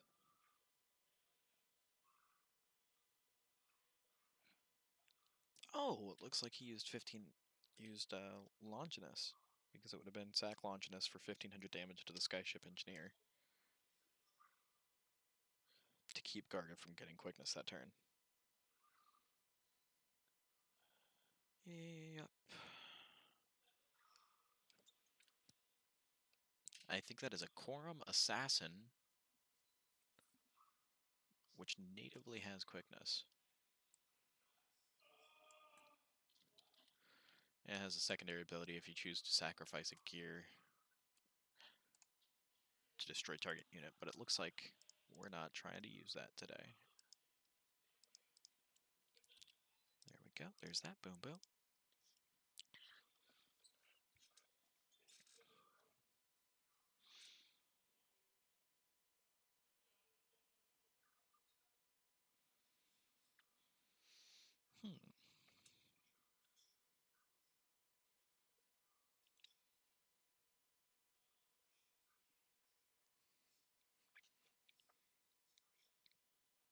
All right.